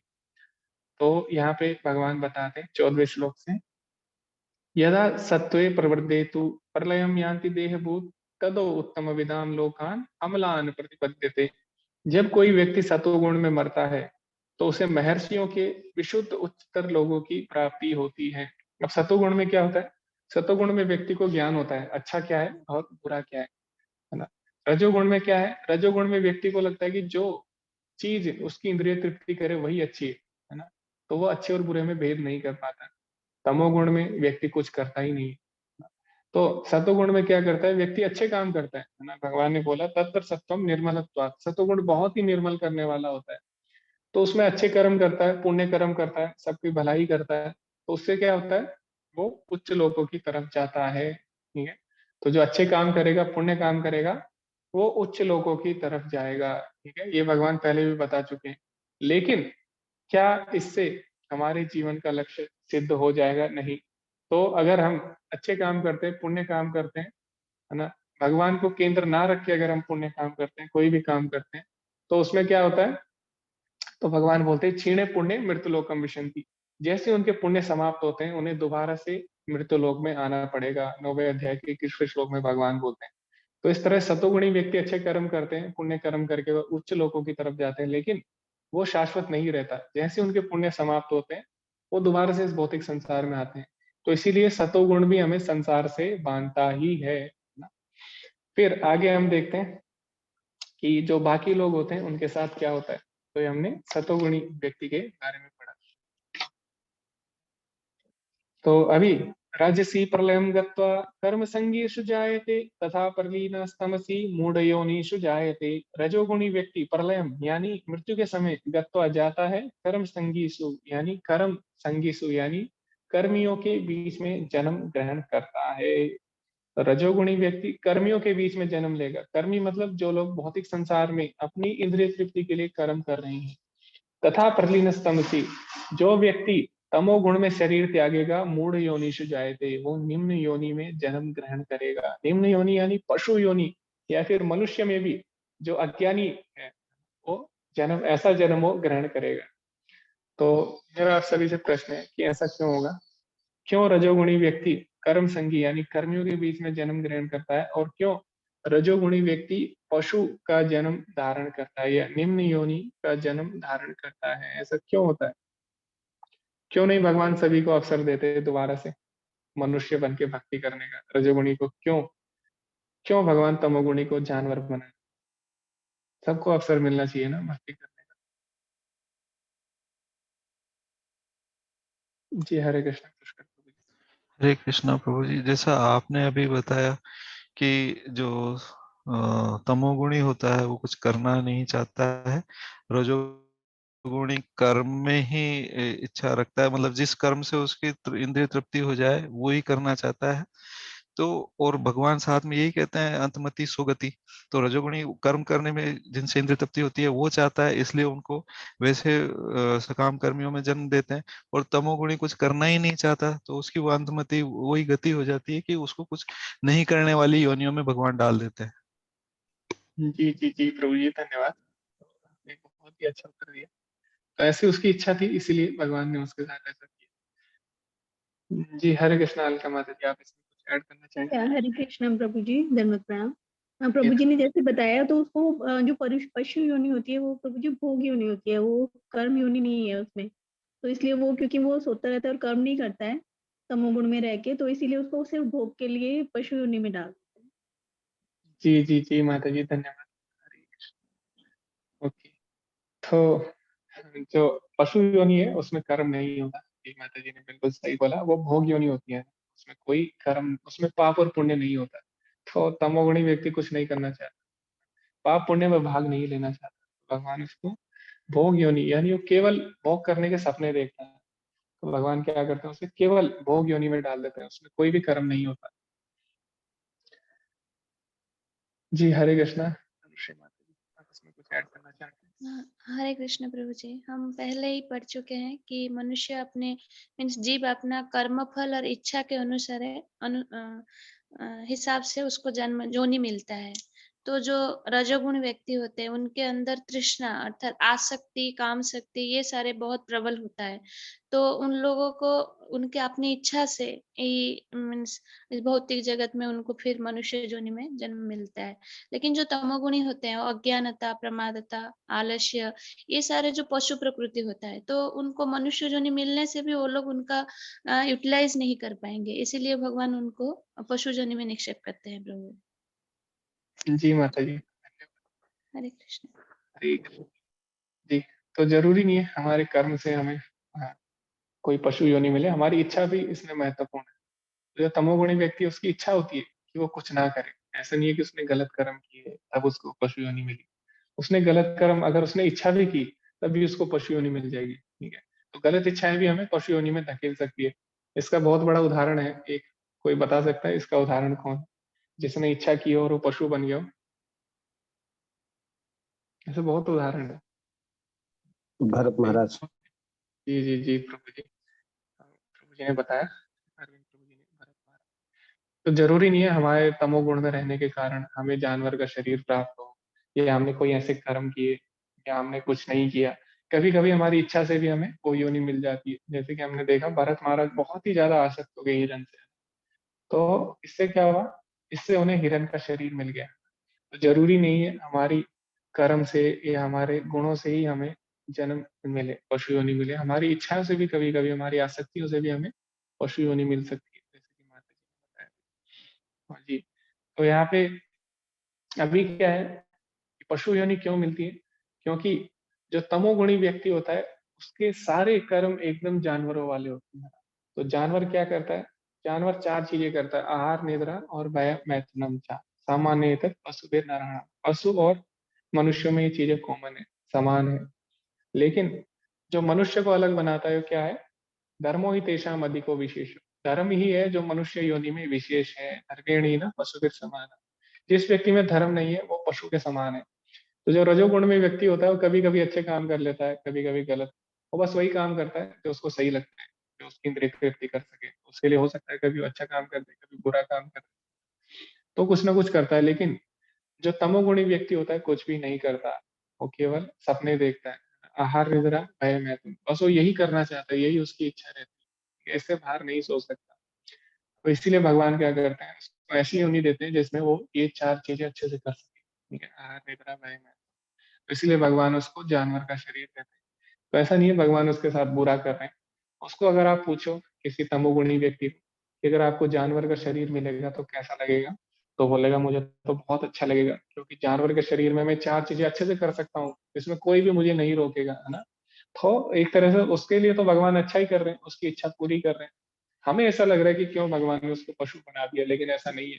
उसकी इच्छा है, उसको अच्छा लग रहा है। जैसे कई व्यक्ति वो शराब पी रहे हैं, तो हो सकता है हमें गलत लग रहा हो, लेकिन उसको सही लग रहा है ना, उसकी इच्छा है, वो उसको सही लग रहा है, भले ही वो गलत कार्य है।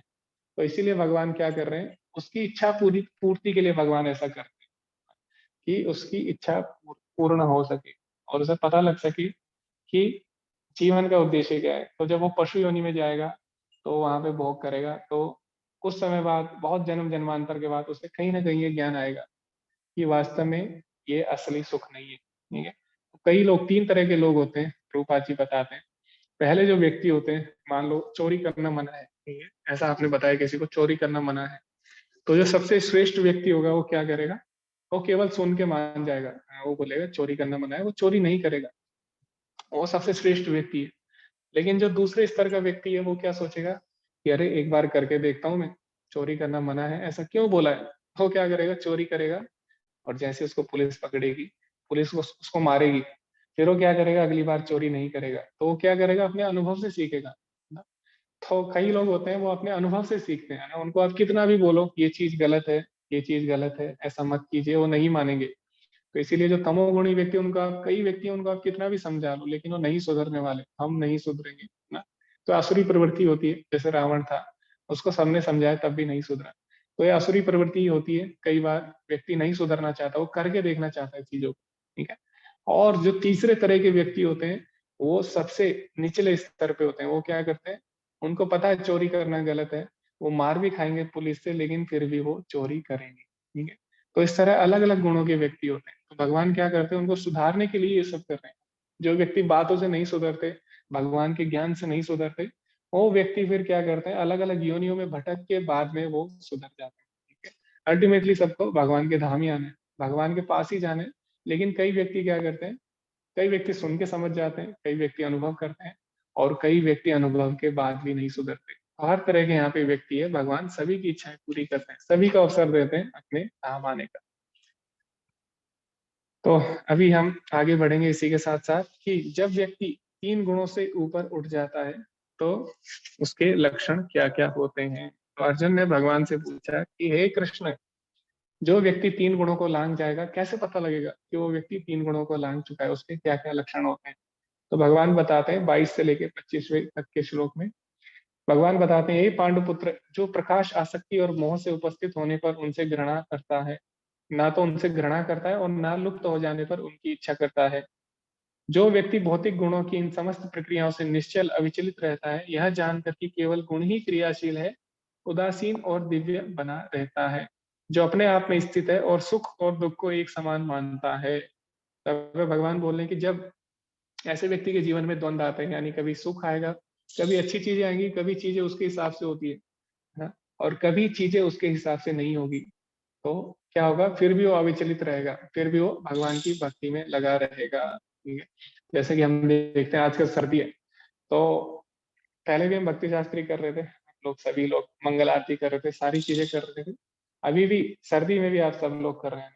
तो कभी कभी चीजें हमारे फेवर में होती है, जैसे कभी कभी सीजन हमारे फेवर में रहेगा, चीजें हमारे फेवर में रहेगी, कभी कभी नहीं रहेंगी। तो जो व्यक्ति अनुकूल और प्रतिकूल दोनों परिस्थिति में भक्ति में अडिग रहेगा ना, तो भगवान बोलते हैं वास्तव में वही 3 गुणों के प्रभाव से ऊपर उठ चुका है, वो 3 गुणों से ऊपर उठ चुका है। ठीक है, ये 3 गुणों से ऊपर उठने वाले व्यक्ति के लक्षण होते हैं।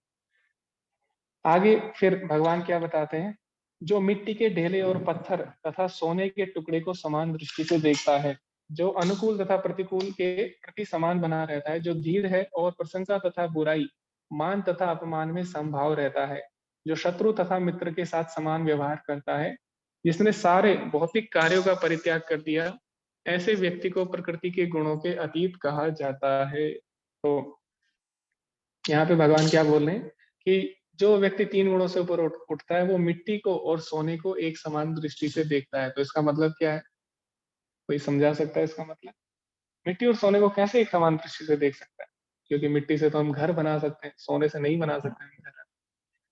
तो क्या 3 गुणों से ऊपर उठता है व्यक्ति, वो किस तरह से मिट्टी और सोने को देखता है, कोई बता सकता है इसका मतलब क्या है। हरे कृष्ण क्योंकि मिट्टी और सोना तो अलग है। जी प्रभु जी, हरे कृष्ण। प्रभु जी, मेरा एक्चुअली दिख नहीं रहा था हैंड रेजिंग ऑप्शन।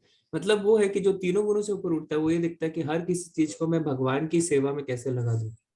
तो उसके लिए, क्योंकि पर्सनल कोई भोग के लिए नहीं रह जाती हैं चीजें, मिट्टी का भी अपना एक उपयोग है, सोने का भी अपना उपयोग है, तो सब चीज को भगवान की सेवा से जोड़ के देखते हैं अपना।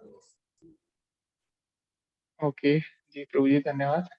हाँ जी, सारी चीजें भगवान की है, इस तरह देखते हैं। जी नीलम माता जी, आप कुछ बताना चाहेंगे इसके बारे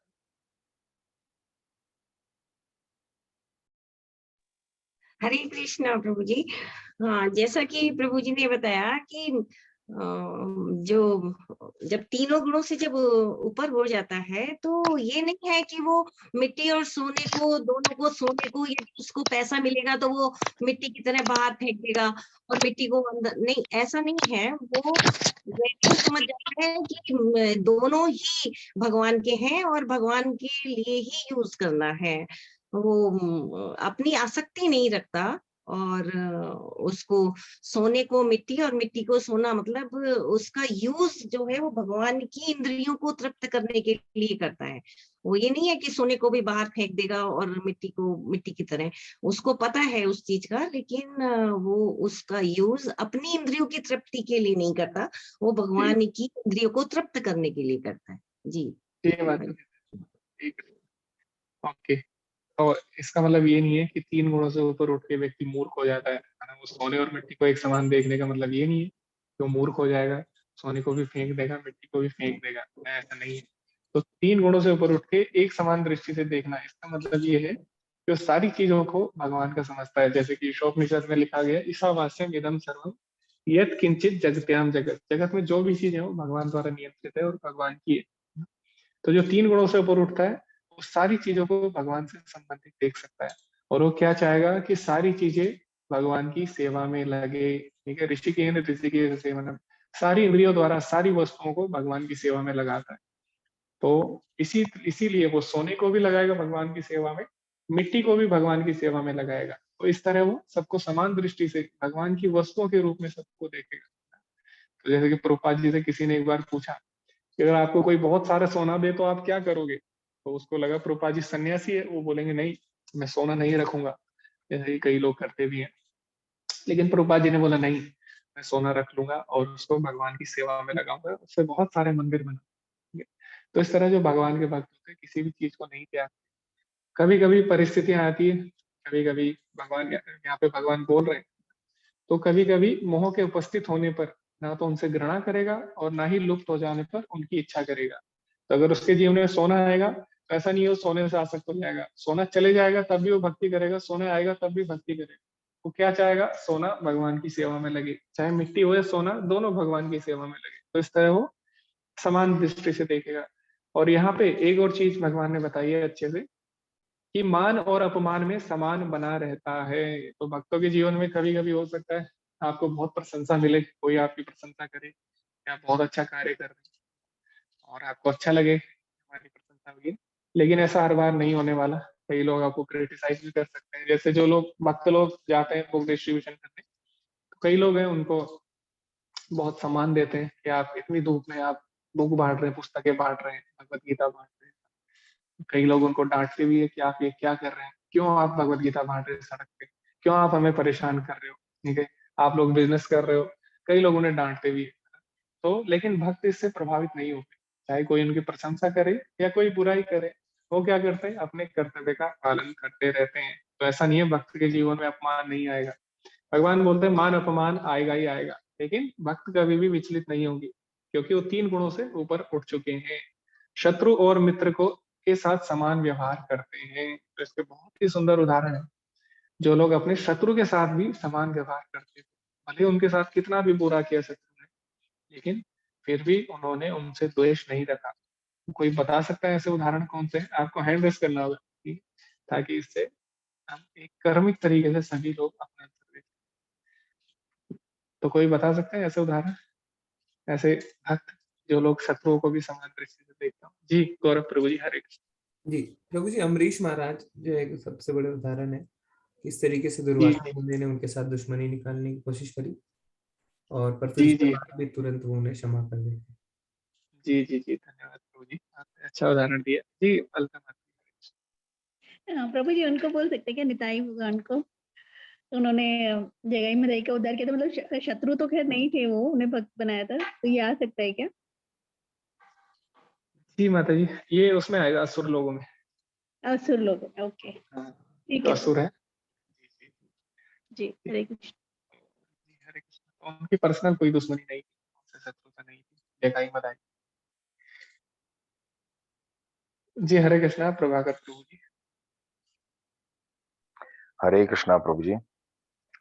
प्रभु जी, इसके उदाहरण में हरिदास ठाकुर, जिन पे हर तरह का अत्याचार किया गया, लेकिन वो उनके लिए भी भगवान से प्रार्थना करते रहे कि हे प्रभु, इनको क्षमा कर दीजिएगा और इनको सद्बुद्धि दीजिए कि ये क्या कर रहे हैं, इनको ज्ञान हो। तो ये बहुत बड़े जी उदाहरण है हरिदास ठाकुर गौड़िया जी वैष्णव संप्रदाय में। हरे कृष्ण जी प्रभु जी। जी जी प्रभु जी, धन्यवाद। बहुत ही सुंदर आपने उदाहरण दिया और बहुत ही अच्छा लगा ये उदाहरण। हरिदास ठाकुर पे किस तरह जो राजा थे, मुगल शासक थे, उन्होंने अत्याचार किया, लेकिन अंत में हरिदास ठाकुर ने क्या किया, उनको क्षमा कर दिया, उनपे कुछ भी नहीं बोला उनको आना, और उनके लिए प्रार्थना की और उनको समझाया कि वास्तव में भगवान एक ही है। तो ये हरिदास ठाकुर का भी उदाहरण बहुत ही अच्छा है। और चैतन्य चरितामृत में आप ये पूरी कहानी पढ़ सकते हैं, किस तरह हरिदास ठाकुर पे अत्याचार हुआ और भगवान ने उनकी रक्षा की। जी हरे कृष्णा अरविंद प्रभु जी।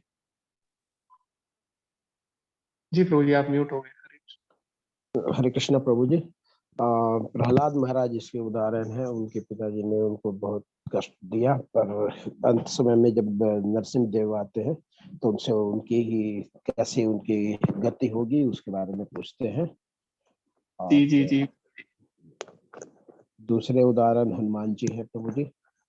वो जब रावण के दरबार में जाते हैं तो रावण उनको बहुत अपशब्द कहता है, लेकिन वो सब सहन कर लेते हैं और उसको फिर भी रास्ता दिखाने का प्रयास करते हैं कि जैसे तुम्हारी सदगति कैसे होगी। जी जी जी जी, धन्यवाद। तो जी प्रहलाद महाराज ने पूछा था अपने पिता के कल्याण के बारे में। भगवान ने बोला आप चिंता मत कीजिए, जो व्यक्ति भगवान का भक्त बन जाता है, जो मेरा भक्त बन जाता है, उसकी मैं 24 पुश्ते तार देता हूँ, ऐसा भगवान उसको बोलते हैं प्रहलाद महाराज। तो भगवान बोलते हैं आपको अपने परिवार की चिंता करने की आवश्यकता नहीं है। जी नीलम माता जी, हरे कृष्ण।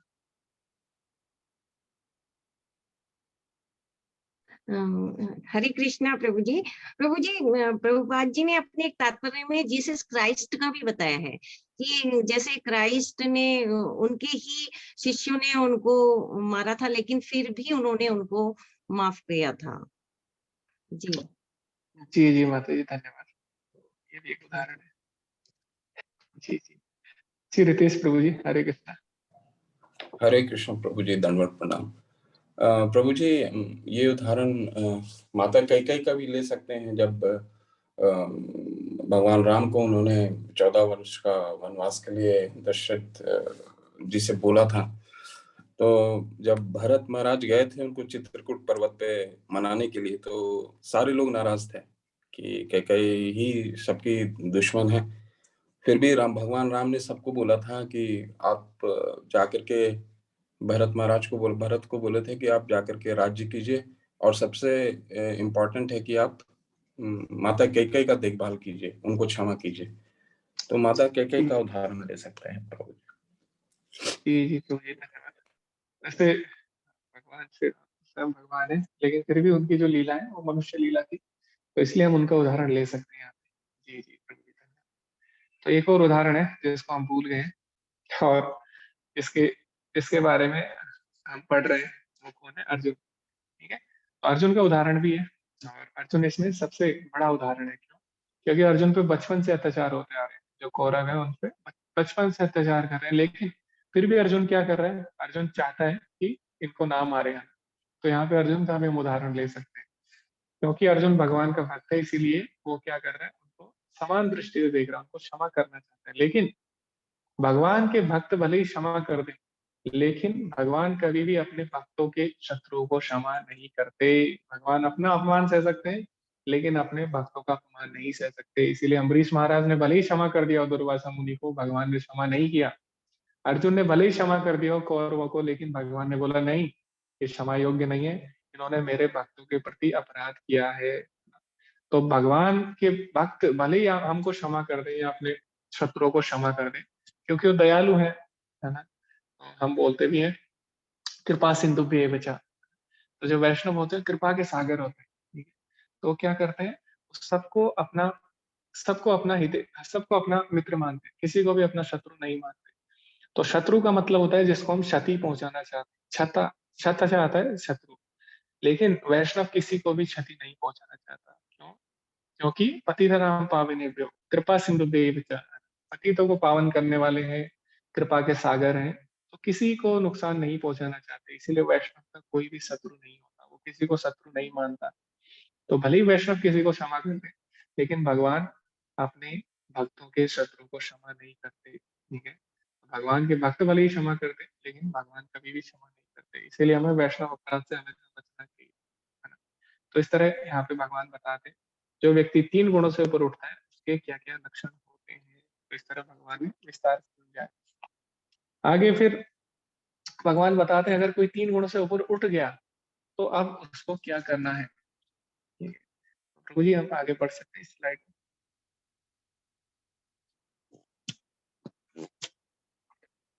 हरे कृष्ण। तो 3 गुणों से ऊपर उठ के व्यक्ति क्या करता है उसकी हम चर्चा करेंगे। इससे पहले प्रभु जी, इससे पहले पिछली स्लाइड में, इससे भी पहले जी धन्यवाद। तो अभी भगवान हमें बताएंगे 3 गुणों से ऊपर उठ के करना क्या चाहिए। तो कई लोग होते हैं उनको लगता है कि जीवन का उद्देश्य क्या है, मोक्ष। मोक्ष कैसे मिलेगा? जब हम 3 गुणों से ऊपर उठ जाएंगे, जब हम प्रकृति की सारी चीजों से, हम इसमें कोई रुचि नहीं रखेंगे, ना हम सात्विक चीजों में, ना रजोगुणी चीजों में, ना तमोगुणी चीजों में। हम भौतिक प्रकृति में रुचि ही नहीं लेंगे, इंटरेस्ट ही नहीं लेंगे, तो हम भौतिक प्रकृति को लांग जाएंगे अपने आप। तो क्या करते हैं, सभी चीजों को माया समझकर इसको त्याग देते हैं ना। तो बोलते हैं माया को ही त्याग देंगे, तो माया से आसक्ति नहीं रखेंगे, तो हम माया से ऊपर अपने आप उठ जाएंगे। तो वो क्या करते हैं, वो लोग माया के 3 गुणों से ऊपर उठ जाते हैं। तो उनको लगता है कि वास्तव में वो लोग मोक्ष को प्राप्त हो चुके हैं, अब कुछ करने की आवश्यकता नहीं है, हम 3 गुणों से ऊपर उठ चुके हैं, अब हम क्या करेंगे, अब हम ब्रह्म में लीन हो जाएंगे। लेकिन भगवान बोलते हैं ऐसा नहीं है।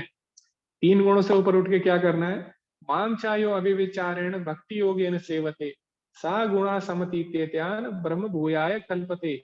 जो समस्त परिस्थितियों में अविचलित भाव से पूर्ण भक्ति में प्रवृत्त होता है, वह तुरंत ही प्रकृति को गुणों को लांग जाता है और इस प्रकार ब्रह्म के स्तर पर पहुंच जाता है। तो 3 गुणों से ऊपर उठ के व्यक्ति क्या करता है, माम च अभिविचारेण भक्ति योगेन सेवते, अविचलित भाव से भगवान की भक्ति में लग जाता है। तो ऐसा नहीं है 3 गुणों से ऊपर उठने के बाद व्यक्ति ब्रह्म में लीन हो जाएगा।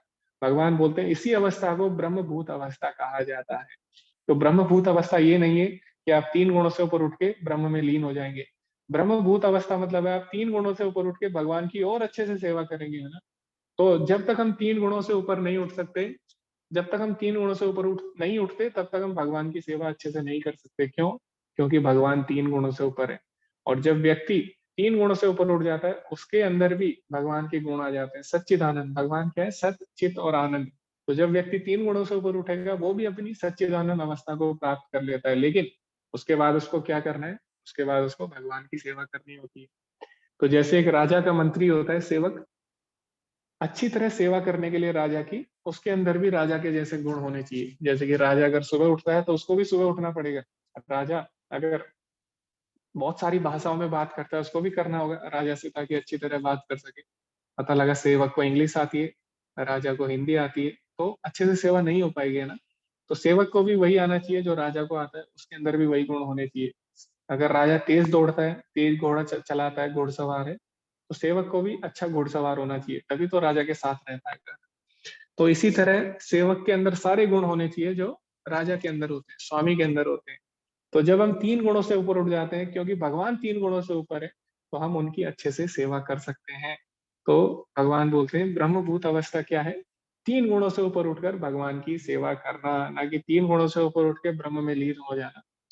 तो मान लीजिए जो ब्रह्मवादी हो 3 गुणों से ऊपर उठ जाते हैं, लेकिन उसके बाद उन्हें नहीं पता होता अब क्या करना है। जैसे आपने अभी देखा होगा नामनीश प्रभु जी की वीडियो अभी डाली थी ग्रुप में, तो उसमें प्रभु जी क्या बोल रहे थे कि जेल से तो बाहर आ गया, जेल से बाहर आ गया, बाउंड्री पे आ गया, लेकिन वो शहर में नहीं जाना चाहता। 3 गुणों से ऊपर उठ गया, लेकिन वो भगवान के धाम नहीं जाना चाहता। वो क्या है, बाउंड्री में रह जाता है ना, तो बाउंड्री में कोई भी सुख नहीं मिलता। जेल की बाउंड्री में कोई भी सुख नहीं है। तो कैदी क्या करेगा, अगर शहर उसे पसंद नहीं है, अगर वो मानता ही नहीं कि शहर होता है, तो क्या करेगा, बाउंड्री पे नहीं रह पाएगा ज्यादा दिन, वो दोबारा से जेल के अंदर आ जाएगा। वो बोलेगा इससे अच्छा तो जेल है, जेल में कम से कम मैं हंसी मजाक करता था, जेल में मेरे मित्र थे, जेल में मुझे खाना मिलता था, है ना। तो जो व्यक्ति शहर को नहीं मानेगा वो जेल में आ जाएगा। इसी तरह जो व्यक्ति 3 गुणों से ऊपर उठ जाएगा, भगवान के नाम रूप गुण लीला धाम को नहीं मानेगा, वो क्या करेगा, दोबारा से उसका पतन हो जाता है। इसीलिए 3 गुणों से ऊपर उठ के भी हमें भगवान की भक्ति करते रहना है, ठीक है। तो वहीं से भक्ति आरंभ होती है, वास्तव में वही ब्रह्मभूत अवस्था कहलाती है। तो श्रीमद् भागवतम में भी आता है, ये अन्य अरविंद दलाक्ष विमुक्त मानिना, जो व्यक्ति अपने आप को मुक्त मानता है भगवान की सेवा ना करते हुए, वो व्यक्ति अपने आप को मुक्त मान लेता है ना। ऐसा मुक्त हुआ नहीं है, लेकिन अपने आप को विमुक्त मानिना, मुक्त मान लेता है, तो क्या होता है, पतंति अधो, तो उसका पतन हो जाता है। तो भले ही व्यक्ति अपने आप को मुक्त मान ले, लेकिन अगर वो भगवान के चरण कमलों की सेवा नहीं करता, तो उसका दोबारा से पतन हो जाता है। तो ब्रह्मभूत अवस्था क्या है, ब्रह्मभूत अवस्था है, ये नहीं है कि निराकार में लीन हो जाना। ब्रह्मभूत अवस्था मतलब 3 गुणों से ऊपर उठकर भगवान की सेवा में लग जाना। तो ये पहली अवस्था होती है, ब्रह्मभूत अवस्था। उसके बाद जैसे जैसे हम भगवान की सेवा में लगते हैं, फिर परमात्मा रूप में हम उनको देख पाते हैं अपने हृदय में, और साक्षात रूप में फिर उनका संग कर पाते हैं, उनके दर्शन कर पाते हैं, ठीक है। तो सबसे आरंभिक अवस्था कौन सी होती है, ब्रह्मभूत अवस्था। आगे भगवान बताते हैं, तो आगे हम बढ़ेंगे।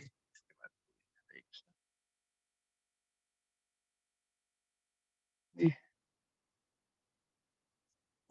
जी, तो जो ब्रह्मभूत अवस्था होती है, तो भगवान क्या बोलते हैं, ब्रह्मणो ही प्रतिष्ठाहम अमृतस्य अव्ययस्य च शाश्वतस्य च धर्मस्य सुखस्य एकांतिकस्य च। और मैं ही उस निराकार ब्रह्म का आश्रय हूँ, जो अमर्त्य अविनाशी तथा शाश्वत है और चरम सुख का स्वाभाविक पद है। तो जब हम भगवान की सेवा करते हैं, सबसे पहले हम भगवान के दर्शन नहीं कर पाते डायरेक्ट, है ना। तो प्रत्यक्ष रूप से दर्शन नहीं कर पाते, और हम परमात्मा रूप में भी उनको हृदय में अनुभव नहीं कर पाते। तो 3 गुणों से ऊपर जब हम उठते हैं, धीरे धीरे हम भगवान का आभास कर पाते हैं, उनको अनुभव कर पाते हैं, यानी उनको निराकार अनुभूति हम कर सकते हैं प्रारंभिक अवस्था में। तो जो निराकार अनुभूति है भगवान की, उसको ब्रह्म कहा जाता है। लेकिन क्या निराकार ब्रह्म सबसे ऊपर है, नहीं। भगवान बोलते हैं ब्रह्मणो ही प्रतिष्ठा हम, जो निराकार ब्रह्म है उसका आधार मैं ही हूँ। तो जितनी भी चीजें हैं संसार में, निराकार चीजें हैं, सबका आधार साकार चीज होती है। ऐसा नहीं है कि भगवान निराकार था। यहाँ पे भगवान ने साफ साफ बता दिया कि जो निराकार ब्रह्म है वो मेरा ही, उसका आधार मैं ही हूँ। ऐसा नहीं है कि वो मेरे से नहीं आता, ऐसा नहीं है कि मैं उससे आया हूँ, बल्कि निराकार ब्रह्म मेरे से आता है। भगवान के शरीर से भगवान के शरीर की ज्योति आती है, न कि ज्योति से भगवान आते हैं। कई लोग मानते हैं कि भगवान प्रकाश से आते हैं, लाइट से आते हैं, भगवान निराकार से आते हैं, लेकिन भगवान बोलते हैं नहीं, लाइट मेरे से आती है, मैं लाइट से नहीं आता।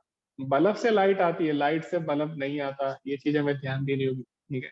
तो साकार से निराकार आता है, निराकार से कभी भी साकार नहीं आता। कोई भी चीज संसार में ऐसे नहीं है जो निराकार से आई हो, कोई भी नहीं है। फूल की सुगंध, पुष्प की सुगंध क्या होती है, निराकार होती है, लेकिन वो पुष्प से आती है, साकार चीज से। तो फूल से सुगंध आती है, ऐसे नहीं है कि सुगंध से फूल आता है।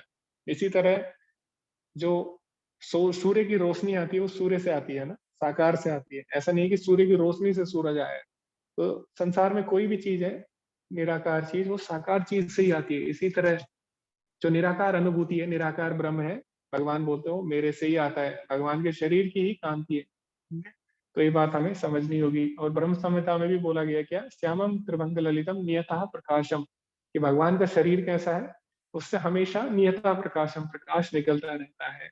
तो इस प्रकाश को ही कई लोग निराकार ब्रह्म मानते हैं, और यही प्रकाश निराकार ब्रह्म है। लेकिन इससे भगवान नहीं आते, भगवान से प्रकाश आता है, ये बात हमें समझनी होगी।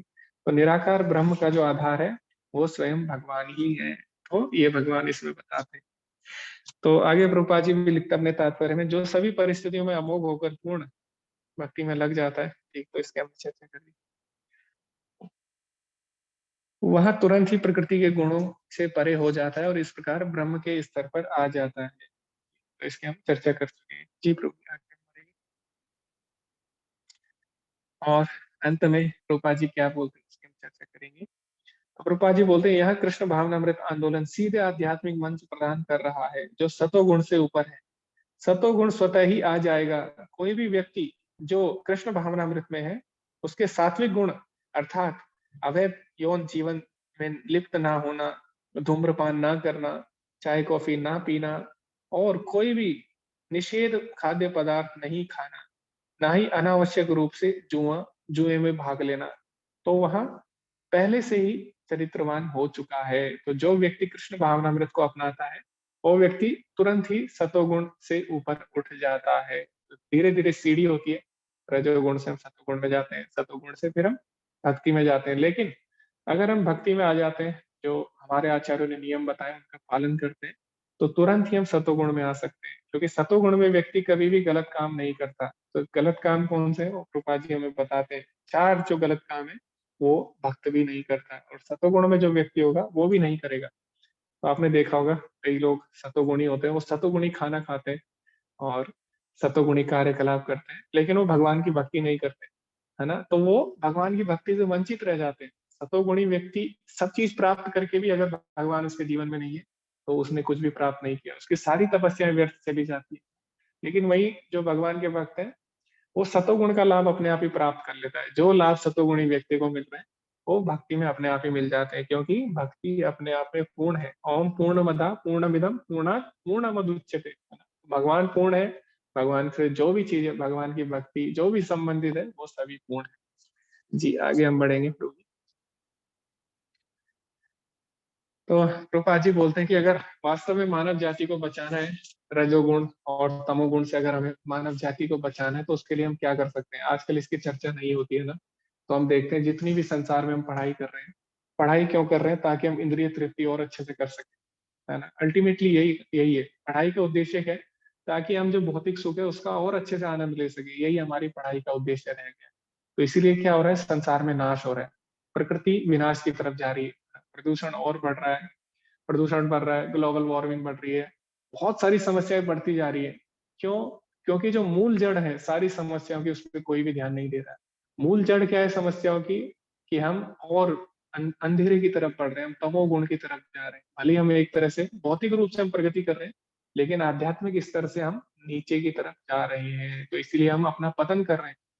तो हम इसलिए पढ़ाई कर रहे हैं, सब चीज कर रहे हैं, ताकि इंद्रिय तृप्ति और अच्छे से हो सके। लेकिन वास्तव में हम किसको इग्नोर कर रहे हैं? प्रकृति के गुणों को इग्नोर कर रहे हैं। हम नहीं जान रहे प्रकृति के गुण किस तरह कार्य कर रहे हैं, किस तरह हम ऊपर उठ सके। तो प्रभुपाद जी बोलते हैं निसंदेह वर्तमान मानव सभ्यता रजोगुण और अज्ञानता से पूरी तरह से गुमराह है। यह एक बहुत ही खतरनाक युग है और सभी राष्ट्रों को मानवता को सबसे बड़े खतरे से बचाने के लिए सबसे आसान प्रक्रिया कृष्ण भावनामृत प्रदान करने का ध्यान रखना चाहिए। तो अगर कोई व्यक्ति भक्त बन जाता है, अगर वो भक्ति को स्वीकार कर लेता है, तो इससे क्या होगा, संसार में जो रजोगुण है और तमोगुण अपने आप ही समाप्त हो जाएगा। तो इसीलिए अगर हमें वास्तव में संसार को बचाना है तो हमें और ज्यादा प्रयास करना चाहिए। इसीलिए इसीलिए भक्ति सबसे बड़ी मानव सेवा है। ठीक है, सबसे बड़ी अगर आपको सेवा करनी है तो आप उसको भक्त बनाकर कर सकते हैं। क्यों?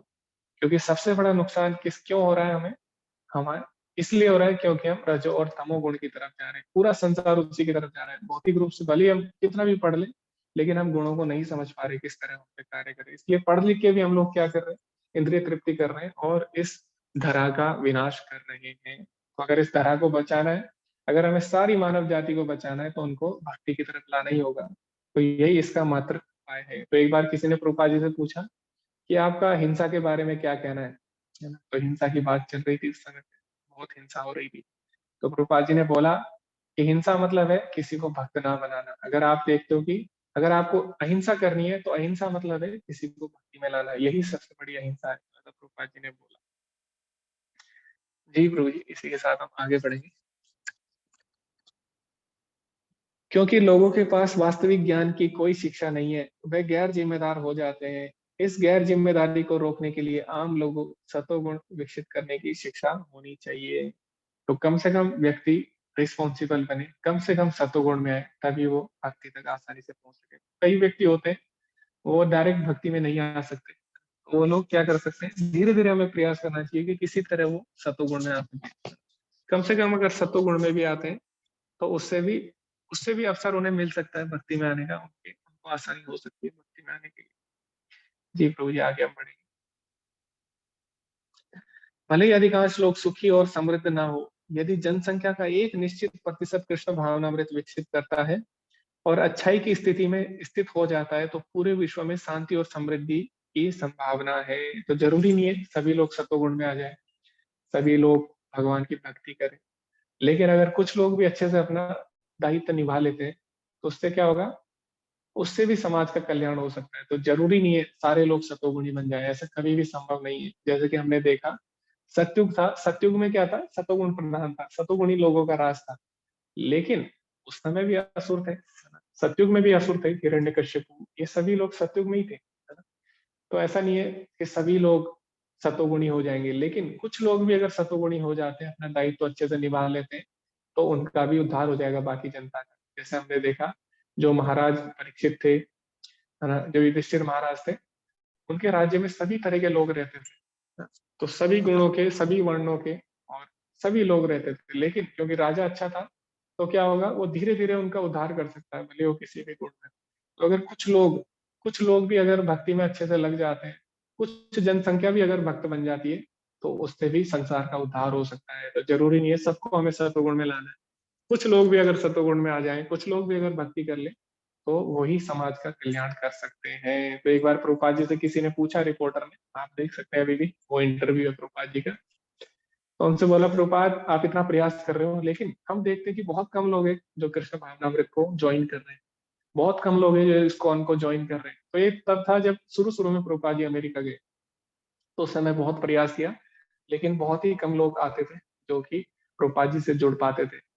तो एक इंटरव्यूअर ने उनसे पूछा कि बहुत कम लोग हैं जो कृष्ण भावनामृत को स्वीकार कर रहे हैं, कई लोग हम देखते हैं कि आते हैं और चले जाते हैं, तो आप क्या इससे हताश नहीं होते? प्रभुपाद जी ने पता है क्या उत्तर दिया?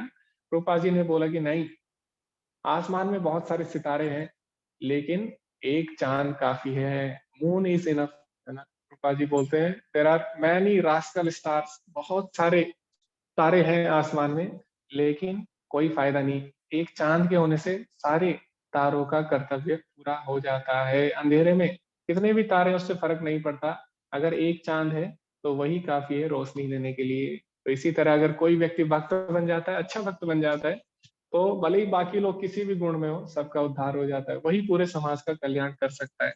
तो ऐसा प्रभुपाद जी ने बोला था। तो इसलिए हमें प्रयास करना चाहिए, सबको जोड़ने का प्रयास करना चाहिए जितने हो सके। कम से कम अगर एक व्यक्ति भी भक्त बनता है तो वो भी बहुत कल्याण समाज का कर सकता है। ठीक है जी, आगे हम बढ़ेंगे। तो इसी के साथ ये जो अध्याय था ये समाप्त हुआ, 14वां अध्याय।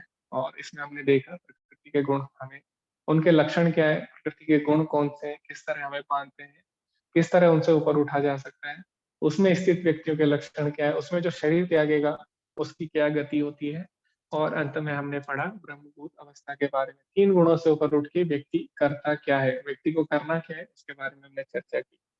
तो इसी के साथ इस अध्याय का उद्देश्य पूर्ण हुआ। सभी का बहुत बहुत धन्यवाद। अंत में प्रभुपाद जी का एक कोट, इस ज्ञान को समझकर विभिन्न महान संतों ने, जैसे कि मैंने आपको बताया था कि पहले अध्याय में भगवान ने बोला, पहले अध्याय, इसी अध्याय में यूनिट 3 के पहले अध्याय में पहले श्लोक में भगवान ने क्या बोला था, पहले श्लोक में भगवान ने बोला था कि इस ज्ञान को जानकर, इस श्रेष्ठ ज्ञान को जानकर अनेक मुनियों ने सिद्धि प्राप्त की है।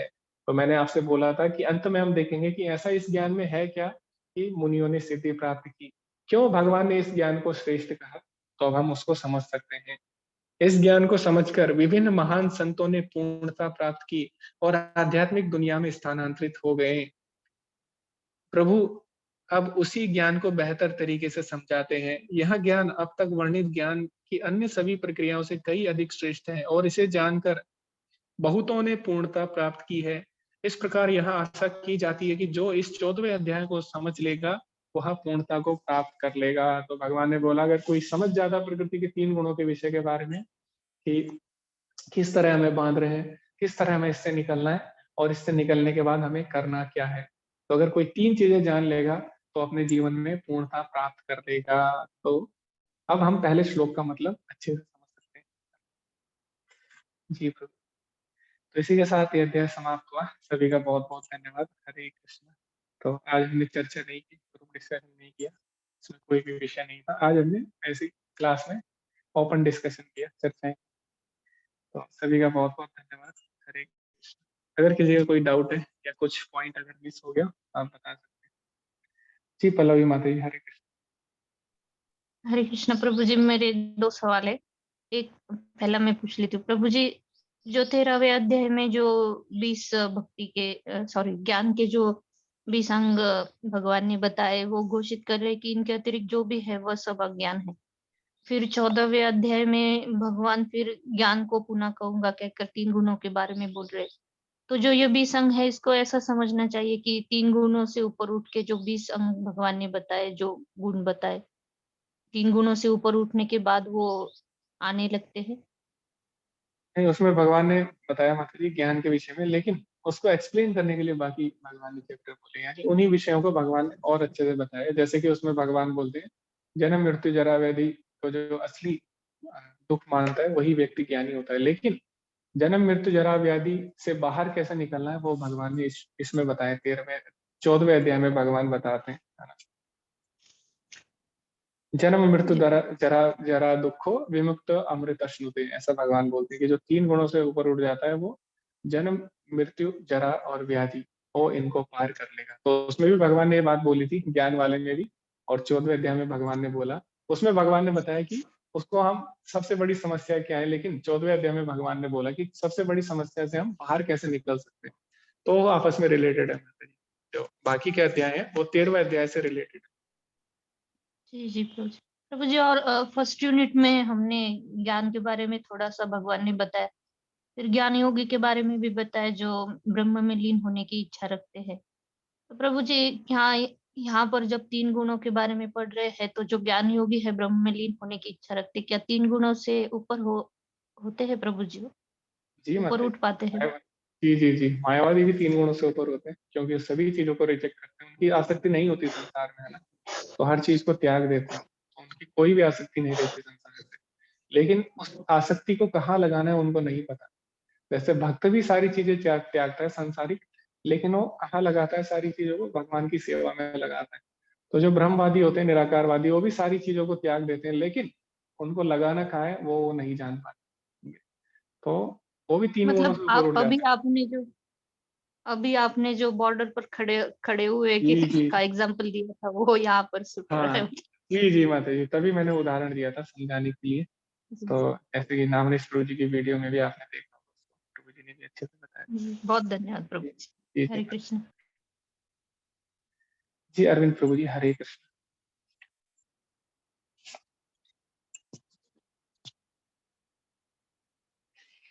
हरे कृष्णा प्रभु जी। जी हरे कृष्ण प्रभु जी। जैसे भगवान ने बोला है जन्म मृत्यु जरा व्याधि दुख दोषानुदर्शनम, जन्म मृत्यु जरा व्याधि को दुख के रूप में जो दर्शन करता है, जो जानता है, वो ज्ञानी है। जी जी जी तो भगवान बुद्ध की कथा जब हम पढ़ते हैं तो बचपन में ही उन्होंने जब देखा था किसी को वृद्ध होते हुए, किसी की मृत्यु होते हुए, उन्होंने घर बार छोड़ दिया था। तो भगवान का तात्पर्य तो ऐसे समझ में आता है भगवद गीता से कि इसको दुख के रूप में देखना, अर्थात इस दुख से बाहर निकलने का जगह ढूंढना। तो ये भौतिक संसार में ये दुख है, तो इसको छोड़ करके आध्यात्मिक संसार में जाने का रास्ता अपनाना, ये हमें जी जी भगवद जी गीता पढ़ाता है। लेकिन भगवान बुद्ध के शुरुआती जीवन में जब उनको समझ में आ गया और उन्होंने गृह त्याग कर दिया, लेकिन लास्ट तक भगवत भक्ति की प्रक्रिया या ऐसा कुछ तो उनके दर्शन में नहीं आता प्रभु। तो ऐसा क्या कारण है? उनको पता भी लग गया था, उन्होंने तपस्या भी करी थी, और फिर भी वो बीच-बीच में ही गोल-मटोल करके रह गए। इसका क्या कारण है प्रभु जी? थोड़ा-सा जी जानना प्रभु जी, धन्यवाद, बहुत ही अच्छा प्रश्न है। तो हमें जानना होगा जितने भी अवतार होते हैं उनका अलग अलग संदेश को देने आते हैं। तो जो भगवान बुद्ध थे वो हमें जेल से बाहर निकालने के लिए आए थे, ना कि हमें शहर में धकेलने के लिए। तो वो हमें केवल बाउंड्री तक ले जाने आए थे प्रभु। शहर में धकेलने हमें कौन आए? चैतन्य महाप्रभु आए। तो जब बुद्ध ने क्या किया, हमें बाउंड्री पे खड़ा कर दिया है ना, तो उसके बाद चैतन्य महाप्रभु ने हमें कहाँ धकेला? शहर की तरफ धकेल दिया। ठीक है। तो हर जो अवतार होते हैं उनका उद्देश्य अलग था। जो गौतम बुद्ध थे उनका उद्देश्य था कि जो असुर लोग हैं उनको कम से कम सतोगुण की तरफ लाया जाए, कम से कम उनको जेल की बाउंड्री पे लाया जाए, ठीक है? और फिर चैतन्य महाप्रभु के रूप में जब आए तो उन्होंने क्या किया, बाउंड्री से हमें खींचकर अध्यात्म की तरफ यानी शहर की तरफ ले जाने का प्रयास किया। तो उनका उद्देश्य अलग था गौतम बुद्ध का, और चैतन्य महाप्रभु का उद्देश्य अलग था। तो भगवान आए दोबारा बाद में और उसको पूरा किया फिर भगवान। ठीक है प्रभु जी। जी प्रभु जी, हरे कृष्णा, दंडवत प्रणाम प्रभु।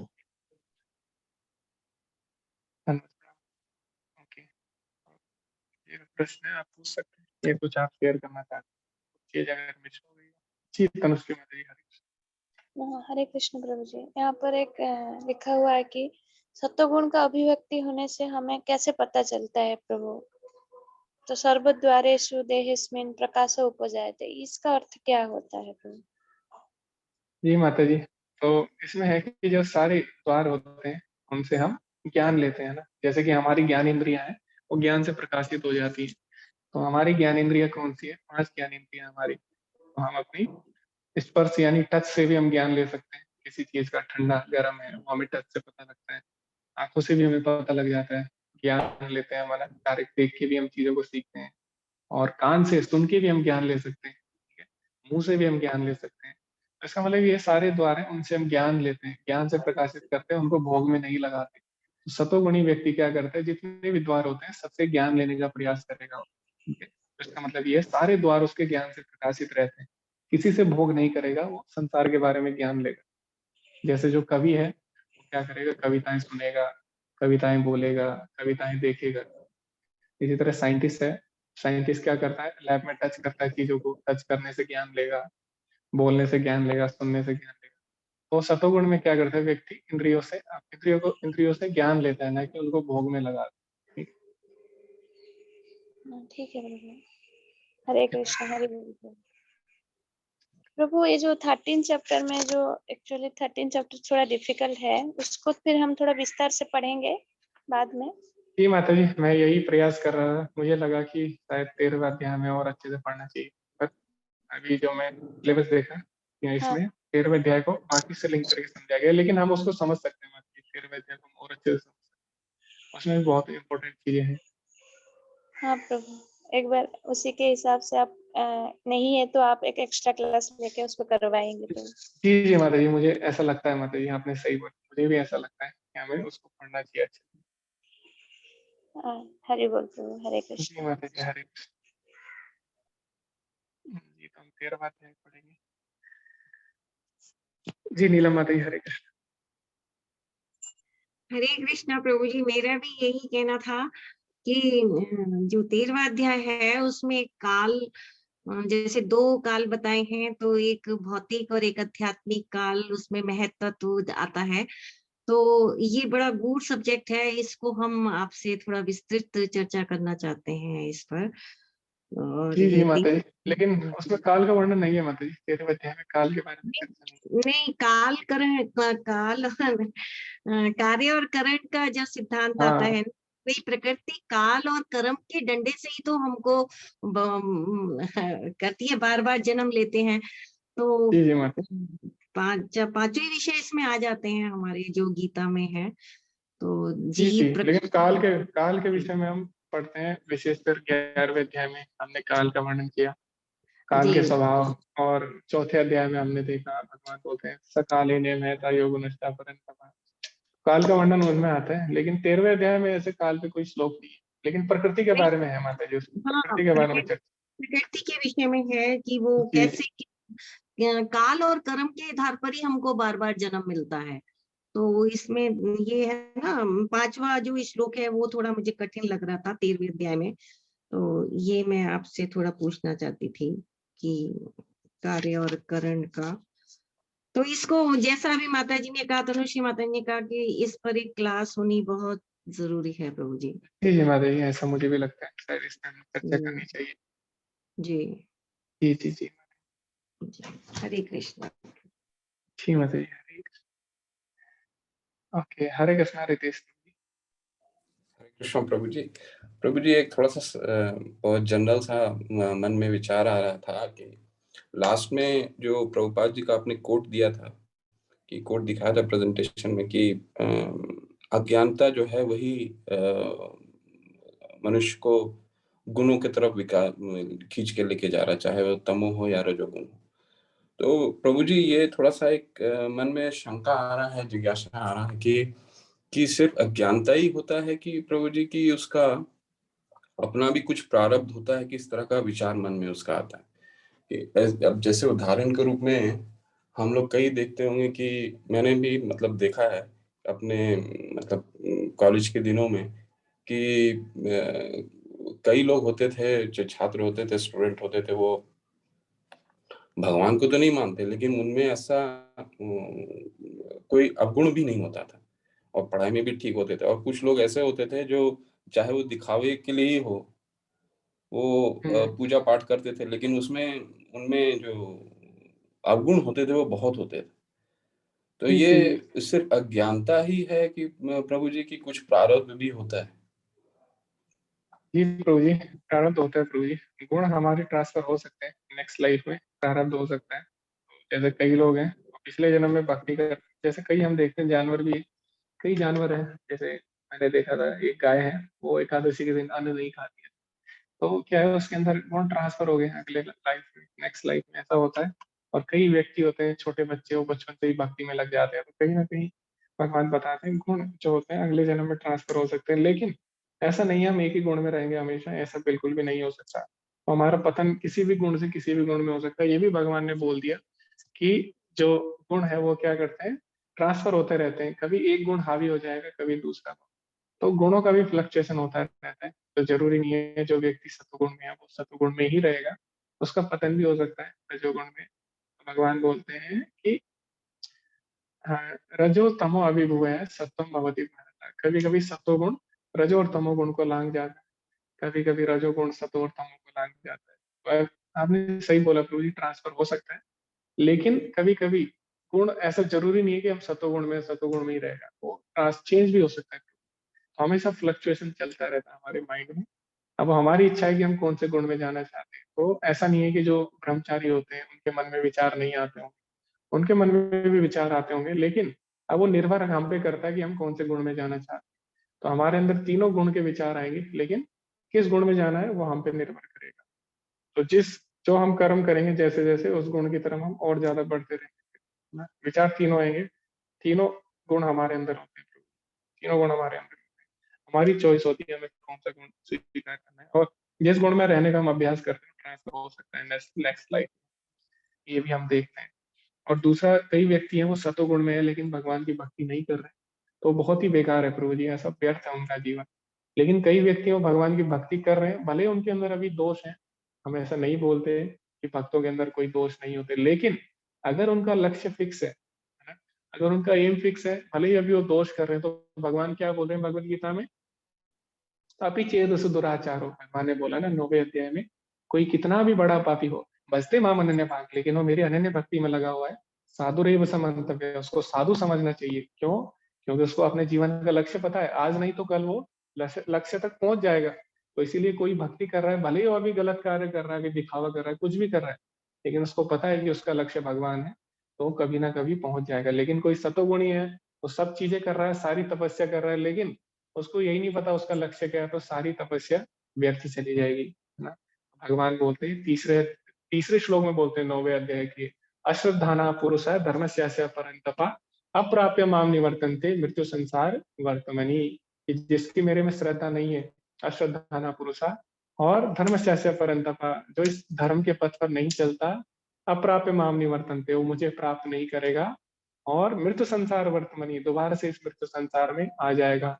मोघ आशा मोघ कर्मणो, उसके सारी आशाएं, उसकी सारी इच्छाएं, सारे कर्म व्यर्थ चले जाते हैं। मोघ आशा मोघ कर्मणो मोघ ज्ञान अविचेतसा, उसका सारा ज्ञान व्यर्थ चला जाता है। ठीक है, तो इस प्रकार कोई सतोगुण में भी है, तो कोई लाभ नहीं होगा उसकी ऑस्टेरिटी का। ठीक है, लेकिन वही कोई अगर भक्ति में लगा हुआ है, भले ही वो भी गलत कार्य कर रहा है, तो भगवान बोलते साधु रेव समन्तव्य, कभी ना कभी वो पार कर जाएगा भव सागर। तो इसीलिए ज्यादा श्रेष्ठ वो है जो भक्ति कर रहा है लड़खड़ाते हुए, है ना? तो वो ज्यादा श्रेष्ठ है। जी जी, धन्यवाद। हरे कृष्ण प्रभु जी। जी प्रभु जी धन्यवाद। जी पल्लवी माता जी, हरे कृष्ण। हरे कृष्णा प्रभु जी, अभी के डिस्कशन से ही मुझे एक और सवाल आया मन में प्रभु जी। जैसे भक्ति में हम लग जाते, मतलब हमारा स्तर तो, मतलब मेरा स्तर तो अभी तक वो तो नहीं है, लेकिन जब इस्कॉन से जुड़ गए तो बाद में पता चला कि तब जैसे 18वें अध्याय में भगवान बोल रहे तब कैसे करना है, दान कैसे करना है, और आहार कैसा होना चाहिए। जब से इस्कॉन में आए तो ये चीजें अपने आप होने लगी प्रभु जी। क्या खाना है, क्या नहीं खाना है, हमारा अ, मतलब डेली लाइफ में भी हमारा वर्तन कैसा होना चाहिए, ये सब अपने आप हो रहा है प्रभु जी। लेकिन जब भी ये चैप्टर्स पढ़ते हैं प्रभु जी 3rd यूनिट के, तो थोड़ा वो ये हो जाता है कि हम सतोगुण में है, रजोगुण में है, तमोगुण में है। कहीं थोड़े से भी हम फैमिली में अगर थोड़े से भी हम चिढ़ गए तो लगता है कि रजोगुण में है, सतोगुण में, तमोगुण। तो ये चीजें चलने लगती। एक लेक्चर में प्रभु जी मैंने एक माता जी का क्वेश्चन सुना था। वो बोल रही थी कि मैं भक्ति कॉन्शियस होने से ज्यादा अपराध कॉन्शियस मैं फील करती हूँ कि कहीं ये अपराध न, ये मैंने ऐसा बोल दिया तो ये अपराध है क्या। मतलब प्रभु जी इसको कैसे समझा जाए कि हम भक्ति कर रहे हैं तो इसके रजोगुण, सतोगुण, तमोगुण के लिए हमें अलर्ट रहना चाहिए, या फिर प्रभु जी जी माता जी। हमें ज्यादा हमारा टाइम या हमारी चेतना है ज्यादा करके हमें भक्ति में लगानी चाहिए, प्रभु क्या करना जी चाहिए। माता जी। जी माता जी, दोनों एक ही है। अगर आप अपराध से बचने का प्रयास कर रहे हैं वो भी भक्ति है माता जी। तो जैसे अगर कोई भगवान की सेवा करते हैं, भगवान के जो सेवक है वही सोचते हैं कि भगवान की किस तरह से सेवा करें, कहीं हमसे अपराध ना हो जाए, तो एक तरह से भगवान के लिए प्रेम है ना, वही तो भक्ति है माता जी। तो अगर हम ये सोच रहे हैं कि हमसे अपराध तो नहीं हो रहा और हम इसके बारे में सोच रहे हैं, तो एक तरह से हम भक्ति कर रहे हैं भगवान। क्योंकि एक जो सेवक होगा हमेशा सोचेगा कि उसके, जैसे हम एक टीचर हो, जैसे टीचर और स्टूडेंट होता है, तो स्टूडेंट सोचता है कि कहीं उसका टीचर बुरा ना मान जाए, है ना, उसके मार्क्स काट लेगा। तो हमेशा वो ये बात सोचता है कि टीचर के सामने अच्छा व्यवहार करना है, टीचर के साथ, टीचर के बारे में गलत नहीं बोलना। तो इसी तरह भगवान के भक्त होते हैं, वो सोचते हैं कि भगवान बुरा ना मान जाए, तो हमेशा वो कॉन्शियस रहते हैं कि अपराध हो। तो ये अच्छी बात है माता जी, इसमें कोई गलत नहीं है। ये भी एक तरह से भक्ति है। जैसे गोपियां हैं वो हमेशा सोचती हैं कि कहीं कृष्ण वन में है, कहीं उनके जो मुलायम पैर हैं, कोमल, है ना, कमल जैसे, उस पर पत्थर न चुभ जाए। तो क्या पत्थर चुभ के भगवान को कुछ होगा? नहीं होगा। लेकिन फिर भी गोपियां क्या कर रही है, भगवान के बारे में सोच रही है, भगवान कहीं बुरा ना मान जाए, है ना, हमसे नाराज ना हो जाए, कहीं उन पे पत्थर न चुभ जाए, और पता नहीं क्या होगा जंगल में। तो ये भी एक तरह से भक्ति है माता जी। तो किसी न किसी तरह भगवान से ही संबंधित है ना। आप अपने बारे में तो नहीं सोच रहे हो ना कि मेरे रिश्तेदार बुरा ना मान जाए, मेरे पड़ोसी बुरा ना मान जाए। तो आप भगवान के बारे में ही सोच रहे हो, तो वही कृष्ण कॉन्शियसनेस है माता जी। अगर आप ये भी सोच रहे हो कि भगवान से कहीं बुरा ना मान जाए, मेरे से नाराज ना हो जाए, तो वो भी कृष्ण कॉन्शियसनेस है माता जी। वो भी अच्छा है माता जी। जी प्रभु जी, धन्यवाद प्रभु जी। जी माता जी, हरे कृष्ण। ओके, तो कोई और कुछ साझा करना चाहते हैं, कुछ बताना चाहते हैं, कुछ डाउट है आप पूछ सकते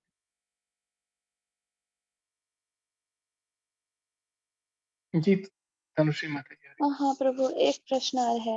ये जो 13 चैप्टर के जो फर्स्ट 2 श्लोक आपने थोड़ा बहुत पढ़ा है, उसमें जो पुरुष कौन है अर्जुन प्रश्न किए हैं, तो इसमें पुरुष कौन कौन है प्रभु?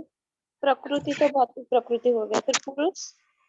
जी माता जी, तो मैंने आपको बताया कि प्रकृति और पुरुष के बारे में।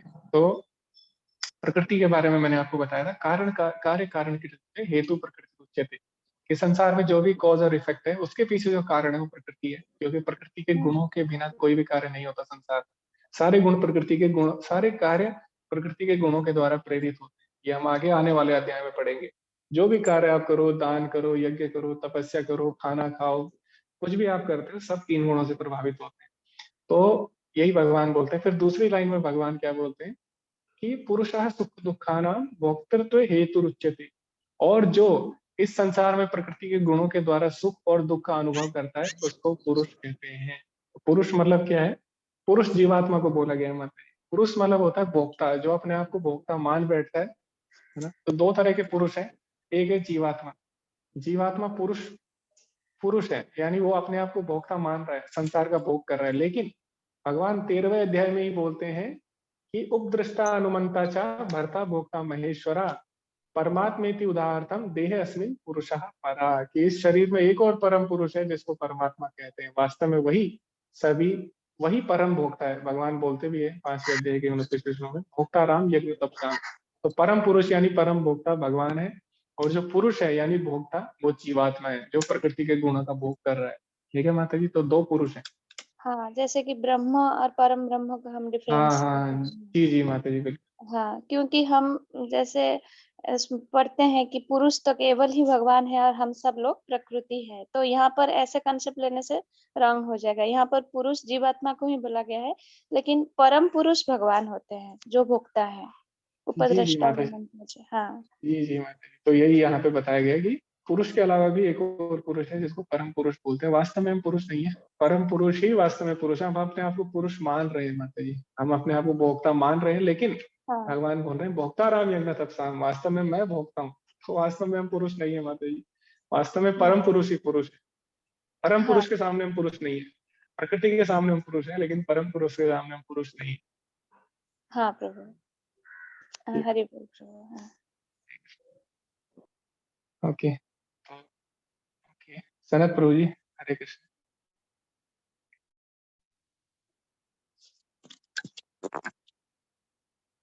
हरे कृष्णा। जी प्रभु ये हरे कृष्णा। जी प्रभु जी, हरे आवाज सुनाई दे रही है प्रभु जी? जी प्रभु जी, हरे कृष्ण। अच्छा, ये 13वें अध्याय में एक दिया गया है कि सूर्य दोपहर के समय अपने स्थान पर रहता है, किंतु यदि कहीं चारों ओर 5000 मील की दूरी पर घूमता रहे और पूछे कि सूर्य कहाँ है, तो सभी लोग यही कहेंगे कि सिर पर चमक रहा है। कहने का क्या तात्पर्य हुआ प्रभु जी? जी प्रभु जी, तो इसका मतलब है कि भगवान एक ही है ना। सभी प्राणियों के शरीर में भगवान है, लेकिन फिर भी भगवान एक ही है ना। सबके शरीर में अलग अलग होते हुए भी भगवान एक है। एको अप्यसो रचितुम जगदंड कोटिम, तो भगवान एक है, अनेक सृष्टियां करते हैं। यत् शक्तिरस्ति जगदंड चयदंत अंडांतरस्थ परमाणु चयांतरस्तम, तो वही भगवान ब्रह्मांड में भी है, अंडांतरस्थ परमाणु चयांतरस्तम, और वही भगवान सभी परमाणुओं में, सभी कण कण में विराजमान है। तो कण कण में होने के बाद भी भगवान एक ही है। जैसे सूरज हर जगह से हमें अलग दिखाई देता है, यहाँ पे जो होगा उसको भी सूरज दिखाई देगा, उधर जो है उसको भी सूरज दिखाई देगा, लेकिन वास्तव में सूर्य अलग अलग नहीं है। आपको जो सूरज दिख रहा है, मुझे जो सूरज दिख रहा है, वो दोनों एक ही है। इसी प्रकार परमात्मा सबके हृदय में है, तो अलग अलग नहीं है, सारे एक ही है। तो ये यहाँ पे बताना चाहते हैं प्रभु हरे कृष्णा प्रभु जी। जी। प्रभु 13वां अध्याय को मुझे लगता है हमें पढ़ना पड़ेगा अच्छे से, और इस पे अलग से हम क्लास ले सकते हैं, लेकिन इसकी पीपीटी में नहीं बना सकता। इसको हम 18 डेज वाली पीपीटी से स्टार्ट कर सकते हैं। 18 डेज की जो पीपीटी है उससे हम इसको समझ सकते हैं। पीपीटी बनाने में बहुत ज्यादा इसमें प्रयास लगेगा, बहुत एफर्ट लगेगा, और बहुत ज्यादा समय और प्रयास लगेगा। चलेगा प्रभु जी, जी माता 18 जी, डेज की भी चलेगी तो। जी तो हम 18 डेज वाले से इसको समझ सकते हैं, इसमें कोई बुराई नहीं है इसको समझने में। 13वां अध्याय इम्पोर्टेंट। जी माता जी, धन्यवाद सभी का, आपने सजेशन दिया, उस पर विचार किया जाएगा। विचार नहीं, उसको किया जाएगा, 13वें अध्याय में किया जाएगा। ओके, कोई और कुछ साझा करना चाहते हैं?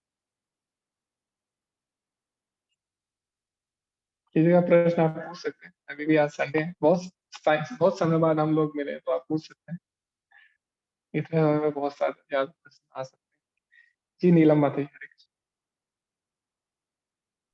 हरे कृष्णा प्रभु जी, दंडवत प्रणाम। बहुत अच्छा धन्यवाद। सेशन रहा, बहुत अच्छा हमारी समझ में आया, लेकिन हमारी याददाश्त बहुत कमजोर है। यदि थोड़ा ये बात हमें पता होती तो हम ये चैप्टर पहले पढ़ के और बैठते तो और थोड़ा सा अच्छा रहता, जी क्योंकि माता जी, हमने सोचा था कि 13 चैप्टर होगा, तो हमने उस पर फोकस किया हुआ था।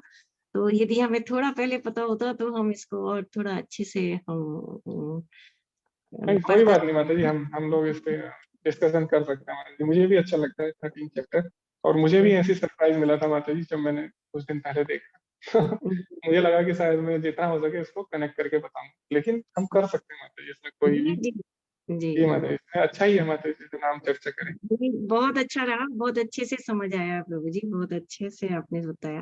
Thank you. हरे जी कृष्णा जी, हरे धन्यवाद बोल। माता जी, हरे कृष्ण। जी वनाली माता जी, हरे कृष्ण। हरे कृष्ण प्रभु जी, दंडवत प्रणाम। प्रभु जी वही जैसे सबका कहना है कि चैप्टर 13 जो है उसको जब पढ़ रहे हैं ना प्रभु जी, तो हम लोगों ने हमारी भक्ति वृक्षा में भी पढ़ा, डिस्कशंस भी किए, लेकिन बहुत सी चीजें ऐसी हैं जो जब तक प्रभु जी आप उसको थोड़ा सा गाइडेंस नहीं देंगे ना, हम लोगों के लिए उसको ठीक से समझना बहुत मुश्किल है। तो यदि जी संडे माता जी। हमारा क्लास का शेड्यूल डिस्टर्ब होता है तो आप किसी वीकडे में भी प्रभु जी मॉर्निंग में रख सकते हैं, जी या माता जी, फिर ऐसा आपके कन्वीनियंस टाइम के हिसाब से आप बताएंगे तो हम लोग फिर वैसा। जी माता जी, बिल्कुल माता जी, मैं मैसेज कर दूंगा ग्रुप में, और 18 डेज की स्लाइड्स हम कर सकते हैं माता जी, उसको एक दिन में। जी प्रभु जी, हरे कृष्ण। जी माता जी, धन्यवाद, हरे कृष्ण। ओके, तो किसी का प्रश्न है आप पूछ सकते हैं अभी भी।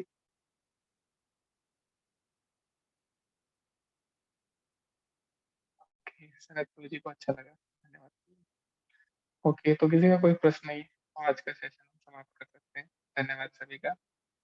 और ओके, धन्यवाद सभी का, आपने ध्यान से सुना और काफी समय बाद मिला, बहुत अच्छा लगा आप सभी से मिलके इतने समय बाद। ओके, वाञ्छाकल्पतरुभ्यश्च कृपा सिन्धुभ्येव च पतितानां पावनेभ्यो वैष्णवेभ्यो नमो नमः। अनंत कोटि वैष्णव वृंद की जय, श्रील प्रभुपाद की जय। हरे कृष्णा, धन्यवाद सभी का, धन्यवाद, हरे कृष्ण। हरे कृष्ण, धन्यवाद हरे प्रभु जी। प्रणाम प्रभु। हरे कृष्णा। धन्यवाद। हरे कृष्ण प्रभु जी, हरे दंडवत कृष्ण। प्रणाम। कृष्ण प्रभु जी, हरे धन्यवाद।